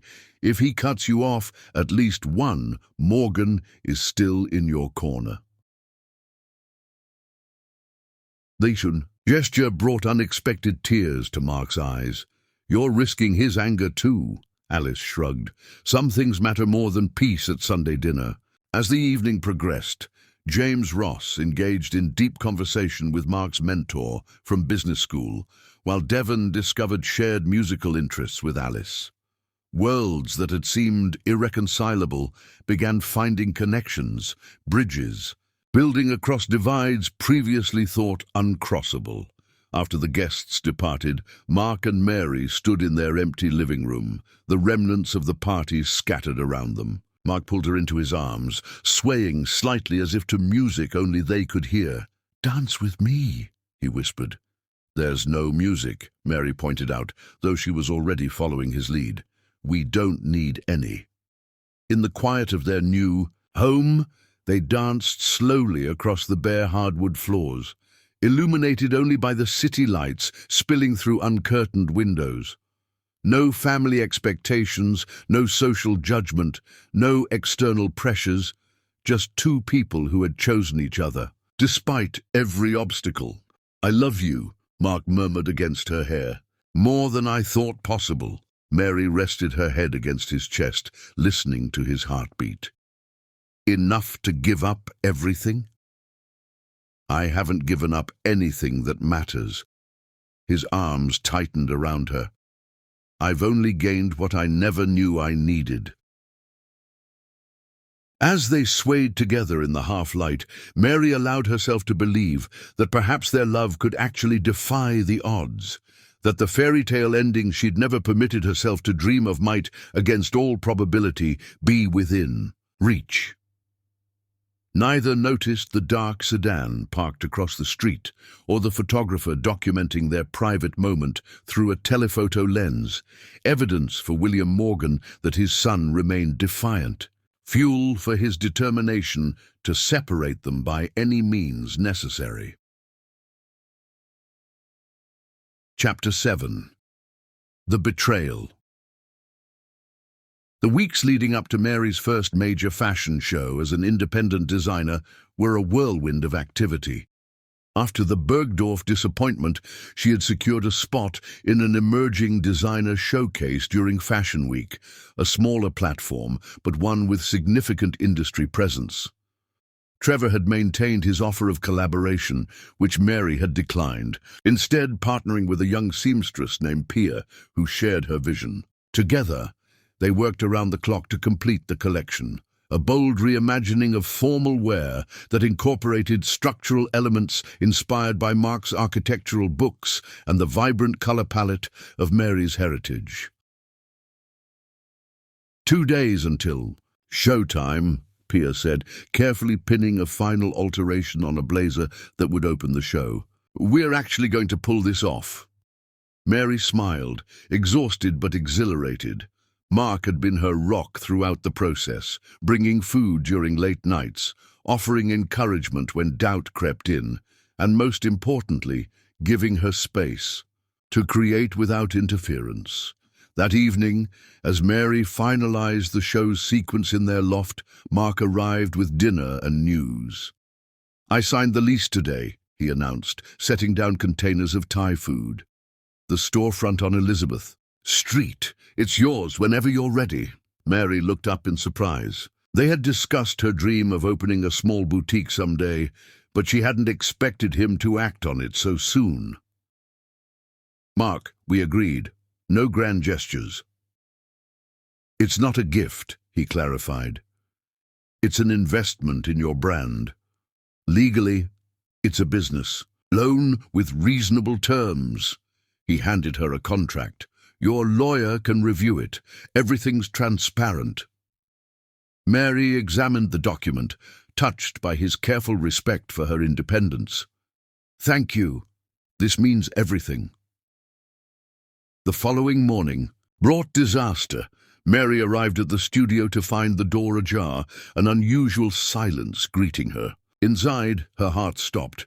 The racks stood empty, designs missing, only scraps of fabric and abandoned scissors indicating the space had ever been occupied at all. Pia arrived moments later, her face draining of color at the scene. Someone took everything? But how? Why? Mary's phone rang. Trevor. With shaking hands, she answered. Heard about your little setback, he said, his voice dripping with false concern. Such a shame. My offer still stands if you need a last-minute rescue. You did this, Mary whispered, cold realization dawning. I'd hurry if I were you. Fashion Week waits for no one, and I have a slot in tomorrow's lineup that could have your name on it, under my label, of course. Mary ended the call, rage and despair battling within her. The collection represented months of work, every penny she had, and her one shot at establishing herself independently. When Mark arrived, responding to her desperate call, he took one look at the empty studio and made a call of his own. To a private investigator who owed him a favor. Find out everything about Trevor Parker's movements in the last 24 hours, he instructed, and who he's been meeting with. Within hours, they had their answer. The investigator sent security footage showing Trevor meeting with none other than William Morgan 2 days prior. My father, Mark said, his voice hollow with disbelief as they watched the video. He funded this theft. Mary sank into a chair, the betrayal cutting deeper than she'd imagined possible. The show is in 18 hours. Everything's gone. Mark knelt before her, taking her hands. We'll rebuild it. Right now. That's impossible. No, it's not. Mark's expression shifted from shock to determination. "We have your designs. We have your patterns. What we need is help." He made a flurry of calls, first to Alice, then to Mary's family, then to fashion, school contacts and designer friends who owed him favors. By nightfall, Mary's studio had transformed into a war room. James and Devon arrived with bolts of fabric sourced from wholesale contacts in the garment district. Alice brought 3 classmates from her sustainable fashion course, all skilled with a needle. Even Eloise supervised from a comfortable chair, her experienced eyes catching details others missed. Mark handled logistics, arranging for overnight delivery of specialized materials, coordinating with the venue to adjust setup times, even persuading a renowned stylist to donate her services. "This is madness," Mary said as midnight approached, the impromptu assembly line showing no signs of slowing. "We can't possibly finish." "Yes, we can," Zoe insisted, fingers flying across her sewing machine. "Your designs are brilliant but not complicated. With everyone helping, we'll make it." Through the night they worked, fueled by determination and industrial quantities of coffee. As dawn broke, the impossible began to seem attainable. 12 key pieces taking shape, enough to constitute a small but impactful collection. By noon, just 6 hours before the show, the final stitches were being placed. The reconstructed collection wasn't identical to the original. Some fabrics had been substituted, some details simplified. But the essence of Mary's vision remained intact, perhaps even strengthened by the collaborative energy that had created it. "We did it," Mary breathed, looking at the completed pieces with wonder. "I can't believe we actually did it." The fashion show venue buzzed with anticipation. Despite the last-minute nature of the recovery, word had spread about the drama behind the scenes, drawing curious industry insiders eager to witness either a triumph or a train wreck. Backstage was controlled chaos. Models being fitted, makeup artists working magic, Mary directing the final touches with calm authority that belied her inner turmoil. "5 minutes to showtime," the stage manager announced. Mark embraced her quickly. "You've got this. I'll be front row." As he made his way to his seat, he froze, spotting a familiar figure entering the venue. William Morgan, impeccably dressed and expressionless, took a seat in the back row. The lights dimmed, music pulsed through the space. One by one, models showcased Mary's designs, architectural silhouettes in vibrant colors, traditional elements reimagined with modern sensibility, each piece telling a story of cultural fusion and innovation. The audience response built from polite appreciation to genuine enthusiasm. Fashion editors leaned forward, photographers angled for better shots, buyers whispered to assistants. By the final walk, when Mary emerged briefly to acknowledge the applause, the show had clearly transcended from a mere display to a statement. Backstage, as Mary accepted congratulations from industry figures who had previously ignored her, she caught sight of William Morgan standing in the shadows, studying her with an unreadable expression. Before she could decide whether to confront him, Mark appeared at her side, his face flushed with emotion. "That was incredible," he said, lifting her off her feet in an exuberant embrace. "You're incredible." In the swirl of post-show chaos, Mark dropped to one knee, pulling a small box from his pocket. The backstage area fell silent. "Mary Ross," he began, his voice steady despite the impromptu nature of the moment, "you are the most remarkable person I've ever known. Today proved what I've always known, that nothing can stop you, and I want to spend my life by your side, supporting your dreams as you've supported mine." Mary's heart thundered in her chest as he opened the box, revealing a ring with a stunning black diamond set in rose gold. "Will you marry me?" Mary's heart thundered in her chest as he opened the box, revealing a ring with a stunning black diamond set in rose gold. "Will you marry me?" The question hung in the air, time suspended as Mary stared at the man kneeling before her, the man who had defied his family, embraced hers, and just helped her snatch victory from devastating betrayal. Mary began, overwhelmed by the public nature of the proposal amid the emotional aftermath of the show. Before she could formulate a response, Victoria appeared at the edge of the crowd, her timing precision-engineered for maximum damage.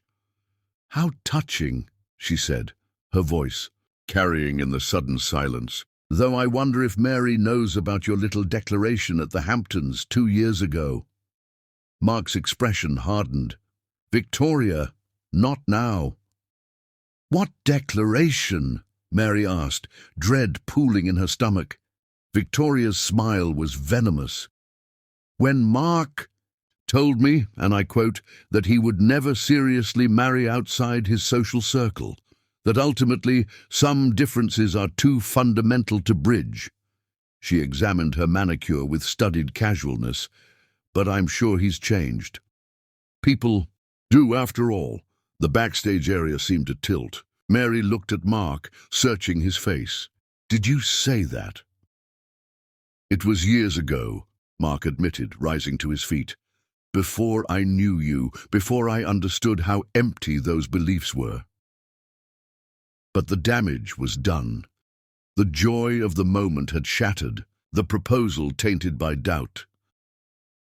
"I need time," Mary said quietly, removing herself from the crowd gathering around them. She slipped the ring box back into Mark's hand and walked away, her triumph turned to ashes. What Mary didn't see as she left was William Morgan stepping forward to shake Victoria's hand, a brief exchange that Mark witnessed with growing comprehension. "You paid her," he said as he approached his father, "to destroy this moment." William didn't deny it. "Better a moment than a lifetime of regret." "The only regret I have," Mark replied coldly, "is ever believing you had my happiness at heart." Turning away from his father, perhaps for the final time, Mark followed Mary into the night, determined to salvage what Victoria's poisonous words had broken. Chapter 8. Shattered Dreams. 3 months passed without a word between them. After Victoria's revelation, Mary had retreated to her family home in Brooklyn, needing space to process the betrayal. Not just William's orchestration of the theft, but the seed of doubt Victoria had planted about Mark's true feelings. Mark respected her request for distance, though it clearly devastated him.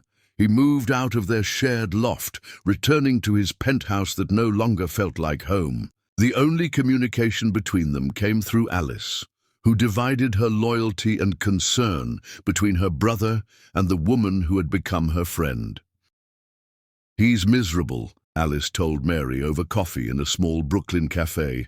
"He's cut ties with the family company, started his own venture focusing on affordable housing development." Mary traced the rim of her mug, conflicted. The fashion show, despite the drama, had been a turning point for her career. 3 boutiques had placed orders for her designs, and a fashion magazine had featured her in a spread about emerging talents. Success tasted hollow without Mark to share it. "Has he said anything about me?" Mary asked, hating the vulnerability in her voice. Alice's expression softened. "Every day. But he's giving you the space you asked for." What neither knew was that Mark's separation from Mary had catalyzed a complete break from his former life. He had liquidated his personal investments, secured backing from ethical investors who shared his vision, and launched Morgan Independent Development, a company dedicated to creating mixed-income housing that preserved neighborhood character, rather than gentrifying it. The irony wasn't lost on him that in losing Mary, he had finally found the courage to pursue the work he'd always wanted to do. The Morgan name once his inheritance, was now his to redefine on his own terms. Meanwhile, Mary found success bittersweet. During a meeting with buyers from a high-end department store, she caught herself looking toward the door, half expecting Mark to appear with that proud smile that had become her touchstone. "You've created something remarkable here," the buyer said, examining one of Mary's signature jackets. "We'd like to feature your collection in our spring showcase." Mary should have been elated. Instead, she felt adrift. The victory seemed incomplete without being able to share it with the man who had believed in her talent from their first contentious meeting. Their paths nearly crossed at industry events, both attending the same gallery openings and charity functions, but always managing to miss each other by minutes. Friends attempted intervention without success. Both were too stubborn, too wounded to make the first move. The breakthrough came from an unexpected quarter. James Ross showed up unannounced at Mark's new office in a converted warehouse in Queens. "This is quite a change from Morgan Tower," James commented, surveying the open workspace filled with young architects and community organizers. Mark set aside the blueprints he'd been reviewing. "Mr. Ross, is everything all right? Is Mary—" "Mary's fine," James interrupted. "Professionally, anyway." He settled into a chair across from Mark. "Personally, she's as miserable as you look." Mark ran a hand through his hair, which had grown longer in the months of separation. "She asked for space. I'm respecting that." And how long do you plan to respect her right into permanent unhappiness?" The blunt question caught Mark off guard. "I hurt her. What Victoria said was something you said years before meeting my daughter," James finished for him. "Look, I'm no fan of people who judge others based on their background, but I judge people more on their capacity to grow." He leaned forward. "The man who said those things wouldn't have sat by my mother's hospital bed, or learned to make her gumbo, or helped rebuild my daughter's collection overnight." Mark's throat tightened with emotion. "I love her, Mr. Ross. That never changed." "Then, fight for her, not with grand gestures or expensive gifts, with honesty." James stood to leave. "Life's too short for pride, son. Trust me on that." The conversation left Mark restless. That evening, he walked past the storefront he'd leased for Mary's boutique.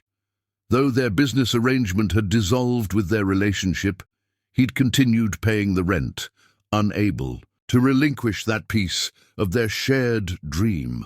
Through the window, he saw light inside, unusual at this hour. Approaching cautiously, he peered in to find Mary standing alone among dress forms and fabric samples, her expression wistful as she surveyed the space that might have been hers. Their eyes met through the glass.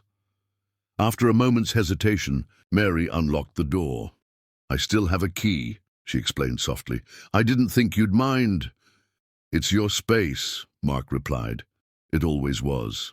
They stood awkwardly, 3 months of silence between them like a physical presence. "Your father came to see me," Mark finally said. Mary's eyebrows rose.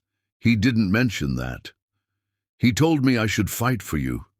Mark took a tentative step closer. "But I need to know if that's what you want."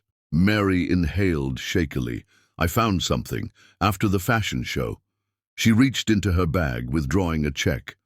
"Your mother offered me this to leave you. I never cashed it." Mark stared at the check, an obscene amount that revealed the lengths. His family had gone to separate them. "I had no idea." "I know. That's not why I left." Mary set the check on a nearby table. "I left because I was afraid Victoria was right, that deep down you'd always see our differences as insurmountable." "Mary, let me finish. While we were apart, I realized something. The man who said those things to Victoria is not the same. Man who helped my family through Grandma's stroke, or who spent all night rebuilding my collection." Her voice softened. "That man couldn't love me the way you do." The distance between them narrowed, neither certain who moved first. "I've missed you," Mark admitted, voice rough with emotion. Every day. Just as reconciliation seemed within, Mary's phone rang urgently. The expression that crossed her face as she answered told Mark something was seriously wrong. "It's Grandma," she said after hanging up. "She's had another stroke. They're taking her to the hospital now."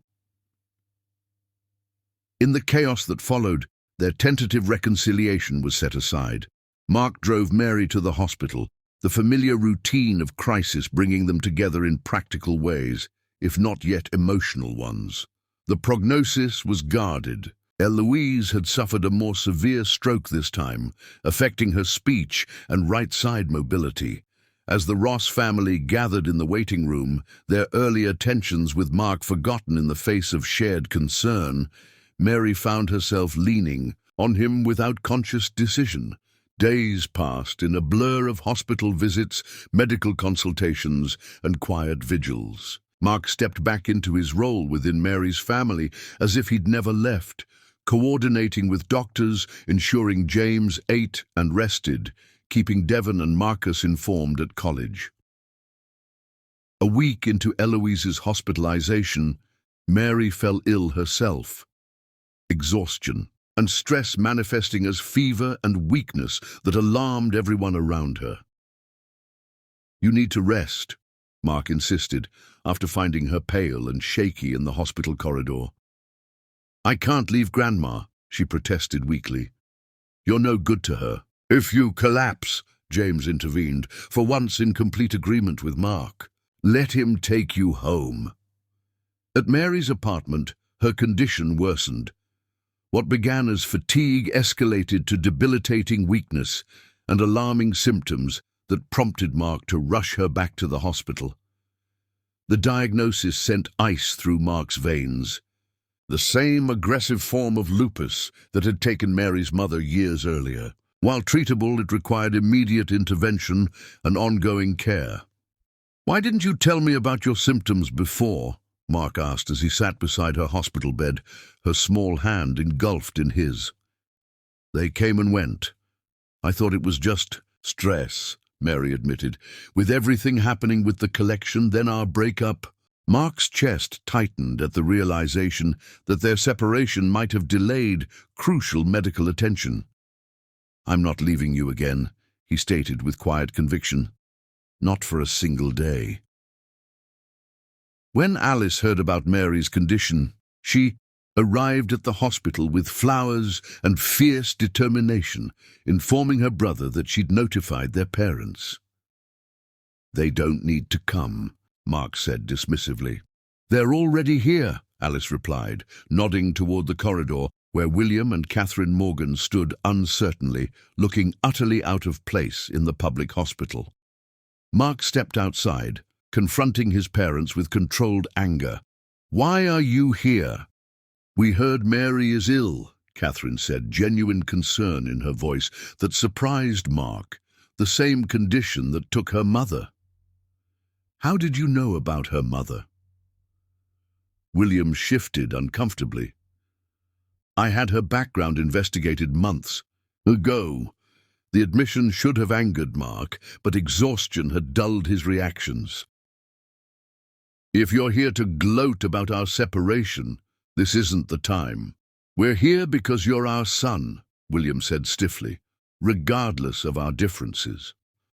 Catherine reached for Mark's arm. "We've been watching you these past months. Your new company, the work you're doing, it's impressive." The unexpected acknowledgement left Mark momentarily speechless. "We may not agree with all your choices," William added, "but we can recognize integrity when we see it." It wasn't an apology, not quite, but it was the closest his father had ever come to admitting he might have been wrong.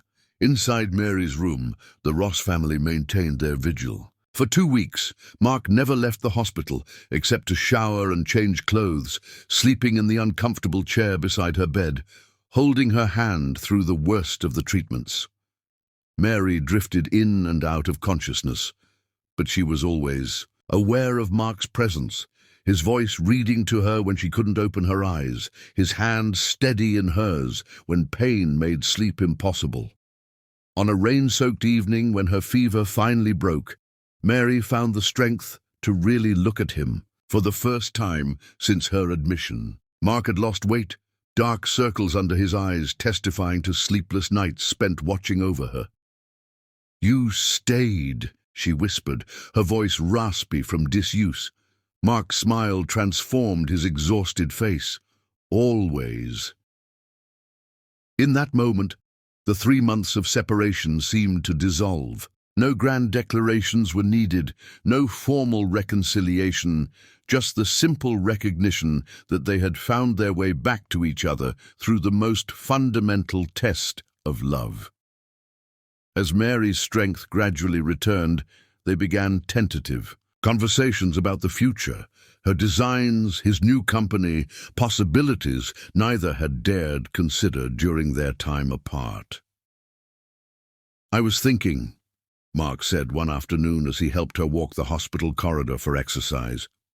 "When you're ready, that storefront is still waiting." Mary leaned against him, still weak but improving daily. "I'm not sure I'm ready to commit to anything yet." "No pressure," he assured her. "Just something to think about when you're stronger." She stopped walking, turning to face him fully. "I am ready for one commitment, though." "What's that?" "Us," Mary said simply. "If you still want there to be an us." Mark's arms encircled her carefully, mindful of her fragility. "There has always been an us, even when we were apart." As they stood together in the sterile hospital hallway, reconnecting through shared vulnerability rather than grand gestures, neither noticed William Morgan observing them from a distance, his expression thoughtful as he witnessed his son's unwavering devotion. For the first time, William began to consider that perhaps this love was not the mistake he had feared, but rather the making of the man his son had become. Chapter 9. Healing Hearts. Mary's recovery progressed steadily through the summer months. After her discharge from the hospital, she moved back to the loft she and Mark had once shared, a decision that felt like coming home in more ways than one. Mark maintained his own apartment, respecting her need for independence during her recovery, but he spent most evenings with her, cooking dinner and helping her rebuild her strength. Their relationship had entered a new phase, deeper, more honest, stripped of the pretenses and insecurities that had plagued them before. Mary's illness had forced them both to confront what truly mattered, and the answer was unequivocally each other. "I've been thinking about what happens next," Mary said, one evening as they sat on the loft's balcony, watching the sunset paint the skyline in gold and crimson. "With us." Mark took her hand, his thumb tracing gentle patterns across her skin. "Whatever you want. I'm not rushing you." "I know," she smiled, the expression reaching her eyes in a way it hadn't during the early days of her recovery. "That's one of the things I love about you." The word hung between them, reclaiming territory once fraught with pain. Since their reconciliation, neither had spoken of love explicitly, though their actions demonstrated it daily. "I want to try again," Mary continued. "Not exactly where we left off, but moving forward together, building something real." Mark raised her hand to his lips. "I want that too, more than anything." The next day brought unexpected news from two directions. First, Mary received an offer from a prestigious department store to feature her designs in a dedicated space. Not merely a rack among others, but a branded area that would showcase her unique aesthetic. "This is incredible," Mark said when she showed him the email. "Everything you've worked for." Mary's excitement was tempered with practical concern. "I need to rebuild my team, find production resources. After everything with Trevor." "You'll find the right people this time," Mark assured her. "And don't forget, there's still that storefront whenever you're ready." The second news arrived in the form of Alice, who swept into the loft with her characteristic energy, waving a newspaper. "You need to see this," she announced, spreading the business. Section on the kitchen island, "Dad's having a crisis of conscience," or the closest thing to it that a Morgan is capable of. The article detailed a significant shift in Morgan Real Estate's approach to urban development, with new initiatives focusing on mixed-income housing and neighborhood preservation, principles that echoed Mark's independent venture. "He hasn't said it directly," Alice explained, "but he's essentially adopting your business model. There's even talk about a foundation to support local businesses in areas where they develop." Mark scanned the article, disbelief evident in his expression. "This doesn't sound like father at all." "His heart attack last month changed him," Alice said casually, then froze as she registered the shock on both their faces. "You didn't know? I thought someone would have told you." "Heart attack?" Mark set down the newspaper. "When? How serious?" 4 weeks ago. It was mild, but it scared him. "Mother made me promise not to tell you because—" Alice trailed off, looking uncomfortable. "Because he didn't want me to know," Mark finished, his voice tight. Mary placed a gentle hand on his arm. "You should go see him." The internal struggle was visible on Mark's face, years of complex emotions warring with basic human concern. "After everything he did to us." "I know," Mary said softly, "but he's still your father." The next morning, Mark entered the private hospital room where William Morgan was undergoing cardiac rehabilitation. The older man looked diminished somehow, his commanding presence undermined by a hospital gown and monitoring equipment. "Mark." William's surprise was evident. "Alice told you, I suppose." "She did." Mark remained standing near the door, uncertain of his welcome. "How are you feeling?" "Like an old man confronting his mortality." William gestured to a chair. "Sit, please, unless you're only here for a moment of filial obligation." Mark sat, the familiar tension between them momentarily displaced by the stark reality of his father's vulnerability. "I saw the article about the company's new direction." William's smile was wry. "Ah, you think I'm having a deathbed conversion to your philosophy, aren't you?" "Perhaps." William adjusted himself against the pillows. "Or perhaps I recognized a sound business strategy when I saw one. Your independent projects have been remarkably successful." It was as close to praise as his father had ever offered regarding Mark's breakaway venture. "Thank you." An uncomfortable silence stretched between them until William spoke again, his voice softer than Mark had ever heard. "How is Mary? I understand her recovery has been difficult." The genuine concern in the question caught Mark off guard. "She's doing well, stronger every day." "Good." William nodded. "That's good." Another silence, laden with unspoken words, and years of misunderstanding. Finally, Mark asked the question that had been burning within him since learning of his father's condition. "Why didn't you want me to know you were ill?" William's gaze shifted to the window. "Pride, I suppose. The same pride that kept me from acknowledging I might have been wrong about certain things." "Certain things?" "You, Mary. What you might build together." William turned back to his son. "I made judgments based on outdated values and fear of change. Watching you these past months, your dedication to her during her illness, your success, on your own terms, it's forced me to reconsider." Mark's throat tightened with unexpected emotion. "Is this an apology?" "It's a recognition," William replied carefully, "that perhaps happiness takes forms I hadn't considered valid, that perhaps the Morgan legacy is safer in your hands than I'd feared." It wasn't the emotional reconciliation some might have scripted, but for the Morgan men, it represented a seismic shift in their relationship, the first acknowledgement that Mark's path might have merit on its own terms. When Mark reported the conversation to Mary that evening, she listened thoughtfully. "Do you think he's sincere?" "In his way," Mark answered. "He's not suddenly transformed into a different person, but there's been a shift.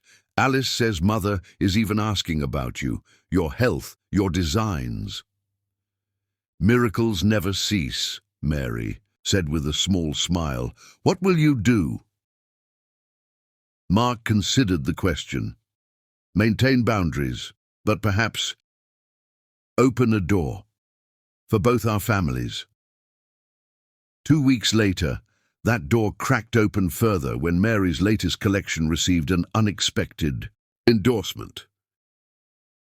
Catherine Morgan appeared at a charity luncheon wearing one of Mary's signature jackets, a tacit but public acknowledgement that sent ripples through their social circle. When photographs appeared in society pages, Mary received a handwritten note from Catherine, "Beautifully designed. I've received countless compliments. Would love to discuss a commission when convenient for you." The gesture, though small, represented the first independent olive branch from the Morgan matriarch, a woman whose approval had once seemed impossible to earn. As Mary's professional life flourished and family tensions gradually eased, Mark maintained a respectful distance while remaining steadfastly by her side. They attended events together, rebuilt their shared life, yet he never pressured her regarding their future or repeated his proposal. October arrived, bringing with it Mary's birthday and a certain reticence from Mark that she couldn't quite interpret. In previous weeks he had been attentive as always, but increasingly preoccupied, often taking calls in private or working late at his office. "Is everything all right with you and Mark?" Zoe asked as they had lunch the day before Mary's birthday. "He seems distracted lately." "I've noticed," Mary admitted, "but he says everything's fine." Zoe studied her friend closely. "You don't think he's, having second thoughts?" "No," Mary replied, though a seed of doubt took root despite her certainty. "At least, I don't think so." That doubt grew when Mark cancelled their dinner plans on her birthday itself, citing an unavoidable work emergency. His apology seemed genuine, but as Mary prepared to spend her birthday alone, she couldn't help wondering if their reconciliation had been more fragile than she'd believed. Little did she know that across town, Mark was finalizing preparations for a surprise that would either heal their past wounds completely or reopen them beyond repair. Chapter 10. Love Conquers All. Mary's birthday dawned bright and clear, but her mood didn't match the weather. Despite messages from family and friends, Mark's absence left a hollow feeling she couldn't shake. He'd sent flowers and a sweet text, promising to make it up to her, but after everything they'd been through, spending this day alone felt like a step backward. By afternoon, she'd received calls from everyone except Mark himself. Even William Morgan had sent an elegant arrangement of orchids with a card expressing good wishes, a gesture that would have been unthinkable a year ago. "He's up to something," Zoe insisted during their birthday lunch. "Mark wouldn't just forget your birthday after everything." "He didn't forget," Mary corrected. "He's working. It happens." But doubt lingered, especially when she received a mysterious invitation delivered by courier, an elegant card requesting her presence at the Harrington Gallery at 7 that evening for a special viewing. "The Harrington," Zoe's eyebrows rose, "where you two first met." Mary studied the invitation, which bore no signature. "Could be a coincidence, or it could be Mark planning something spectacular," Zoe countered. "You should wear that midnight blue dress you designed last month." Despite her skepticism, Mary found herself standing before her closet that evening. the dress in question already laid out on her bed. After their painful separation and gradual reconciliation, she'd promised herself to trust Mark more fully, to believe in his commitment even when circumstances seemed suspicious. Taking a deep breath, she prepared for whatever the evening might hold. The Harrington Gallery was strangely quiet when Mary arrived. The security guard nodded in recognition, opening the door though the space appeared closed to the public. Inside, the gallery was dimly lit, except for a trail of rose petals leading deeper into the building. Mary followed the path cautiously, memories of her first contentious meeting with Mark flooding back as she passed through the main exhibition space. The petals led to the small east wing, the very room where he had first admired her designs, where everything had begun. The door stood slightly ajar. Mary pushed it open to find the space transformed. Photographs lined the walls, not artwork, but moments from their relationship, their first public appearance together, Mark cooking with her grandmother, Mary asleep on his shoulder during a hospital vigil, the two of them dancing at the housewarming party, their life together documented in intimate, beautiful detail. In the center of the room stood a desk illuminated by a single light, where Mark sat working intently on a laptop, apparently oblivious to her entrance. "Mark?" she called softly. He glanced up, his expression distracted. "Mary, I'm sorry, I'm just finishing something for tomorrow's presentation. Give me a minute." The casual dismissal on her birthday, after the elaborate setup, struck Mary like a physical blow. Months of rebuilt trust suddenly felt precarious. Had she misinterpreted everything? "You forgot my birthday," she said, her voice tight with hurt. "After everything we've been through, you set up whatever this is, and then act like I'm interrupting your work." Mark continued typing, barely looking up. "I didn't forget. I sent flowers." Flowers. Mary's disappointment crystallized into anger. "I don't want flowers, Mark. I want you to be present, to show that I matter more than whatever deal you're working on." Still, he seemed more focused on his screen than her words, his apparent indifference. The final straw after a day of mounting disappointment. "This was a mistake," Mary said, turning to leave. "I thought we were building something real this time." As she reached the door, emotion overcame her carefully maintained composure. She turned back, crossing the room in quick strides. "You know what? No, you don't get to dismiss me like this. Not today, not after everything." Before she could think better of it, Mary's palm connected with Mark's cheek in a sharp slap that echoed in the quiet gallery, a release of all the fear, doubt and hurt she'd suppressed. The moment hung suspended between them, Mary's eyes wide with shock at her own action. Then, unexpectedly, Mark smiled. "There's the fire I fell in love with," he said softly, rising from the chair. "I was beginning to think I'd have to provoke you all night." Confusion replaced anger as Mary processed his words. "What?" Mark reached for her hand, the one that had just slapped him, and gently uncurled her fingers. In her palm, he placed a small velvet box. "I promised myself that when I tried again it would be different," he explained, his voice warm with affection. "Not a public spectacle, not an impulsive gesture, but something that acknowledged our entire journey, including the difficult parts." Understanding dawned as Mary glanced around the gallery again, seeing the carefully curated photographs in a new light. "You planned all this? The work emergency, the distracted attitude. I needed you just angry enough to forget your usual composure," Mark admitted with a rueful smile, rubbing his cheek, "though I didn't specifically plan the slap." Despite herself, Mary laughed. "You deserved it." "I did," he agreed, taking both her hands, "just as I deserved the chance to do this properly." Mark dropped to one knee, opening the box to reveal the same black diamond ring he'd offered once before. "Mary Ross, I love you, not despite our differences, but because of them. You've challenged me, changed me, and shown me what real strength looks like. Will you marry me?" Tears filled Mary's eyes, but before she could answer, the gallery transformed again. Hidden lights illuminated the space, revealing that the room had been reconfigured since their first meeting. Glass display cases now lined the walls, cases containing Mary's designs alongside architectural renderings of a boutique space. "I bought the gallery," Mark explained as Mary took in the transformation, "for you to showcase your work permanently on your own terms." Mary's hand covered her mouth.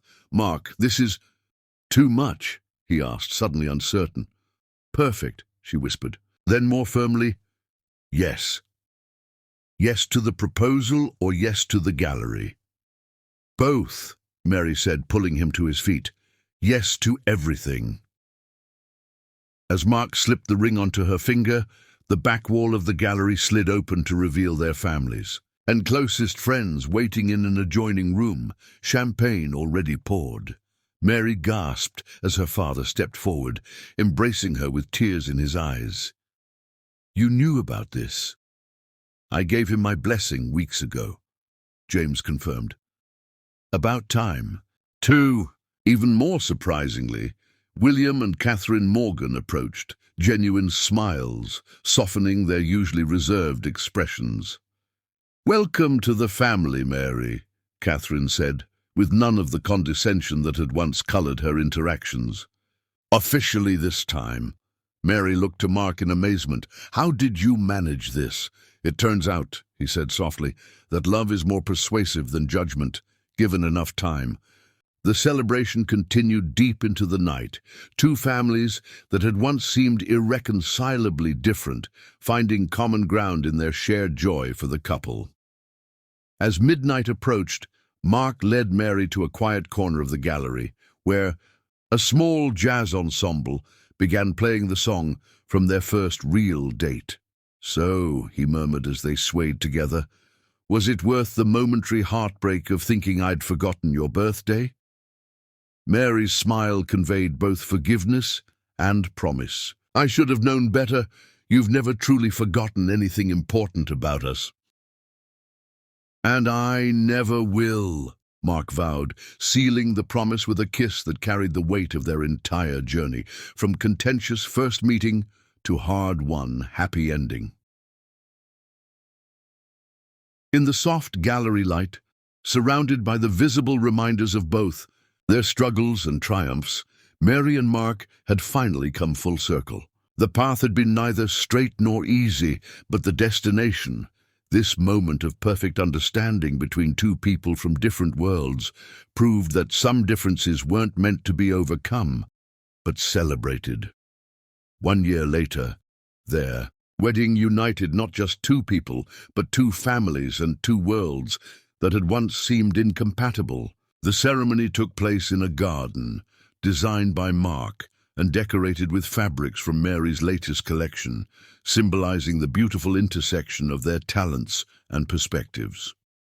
James walked his daughter down the aisle with pride shining. In his eyes, Eloise, recovered sufficiently to attend with assistance, wiped away tears as her granddaughter took her vows. William stood tall beside his son, his expression softer than anyone could remember seeing it. "I, Mark Morgan, take you, Mary Ross, to be my wife," Mark recited, his voice steady with certainty. "To honor your independence while standing by your side, to respect your dreams as fervently as my own, and to love you completely, just as you are, all the days of my life." Mary's answering vows carried equal weight and conviction. "I, Mary Ross, take you, Mark Morgan, to be my husband, to challenge you when you need truth, support you when you need strength, and love you without reservation, crossing every boundary that once stood between us." As they sealed their vows with a kiss, applause swept through the gathering, not just polite society approval, but genuine celebration from two communities that had found unexpected harmony. At the reception, William approached the newlyweds, something uncharacteristically humble in his bearing.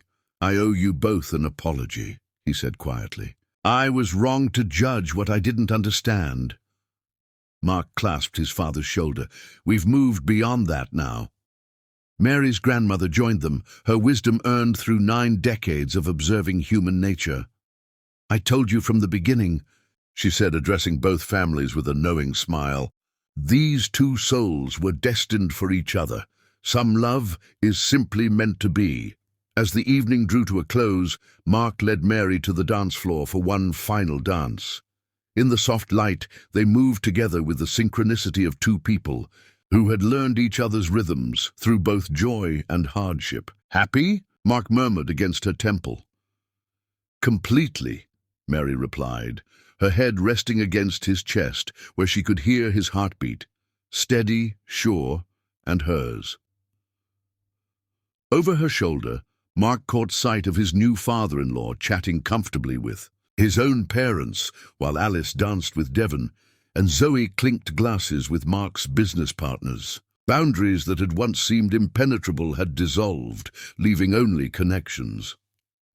"I'm going to forget your birthday next year," Mark whispered mischievously, "just to see if you'll slap me again." Mary laughed, the sound bright with happiness. "Don't you dare." But they both knew he would. Not out of negligence, but as their private tradition, a yearly reminder of the moment when anger had transformed into their most perfect joy. And each year after, no matter how elaborately Mark pretended to forget, her birthday, Mary would always pretend to believe him, just for the pleasure of rediscovering again and again that she had never been forgotten at all.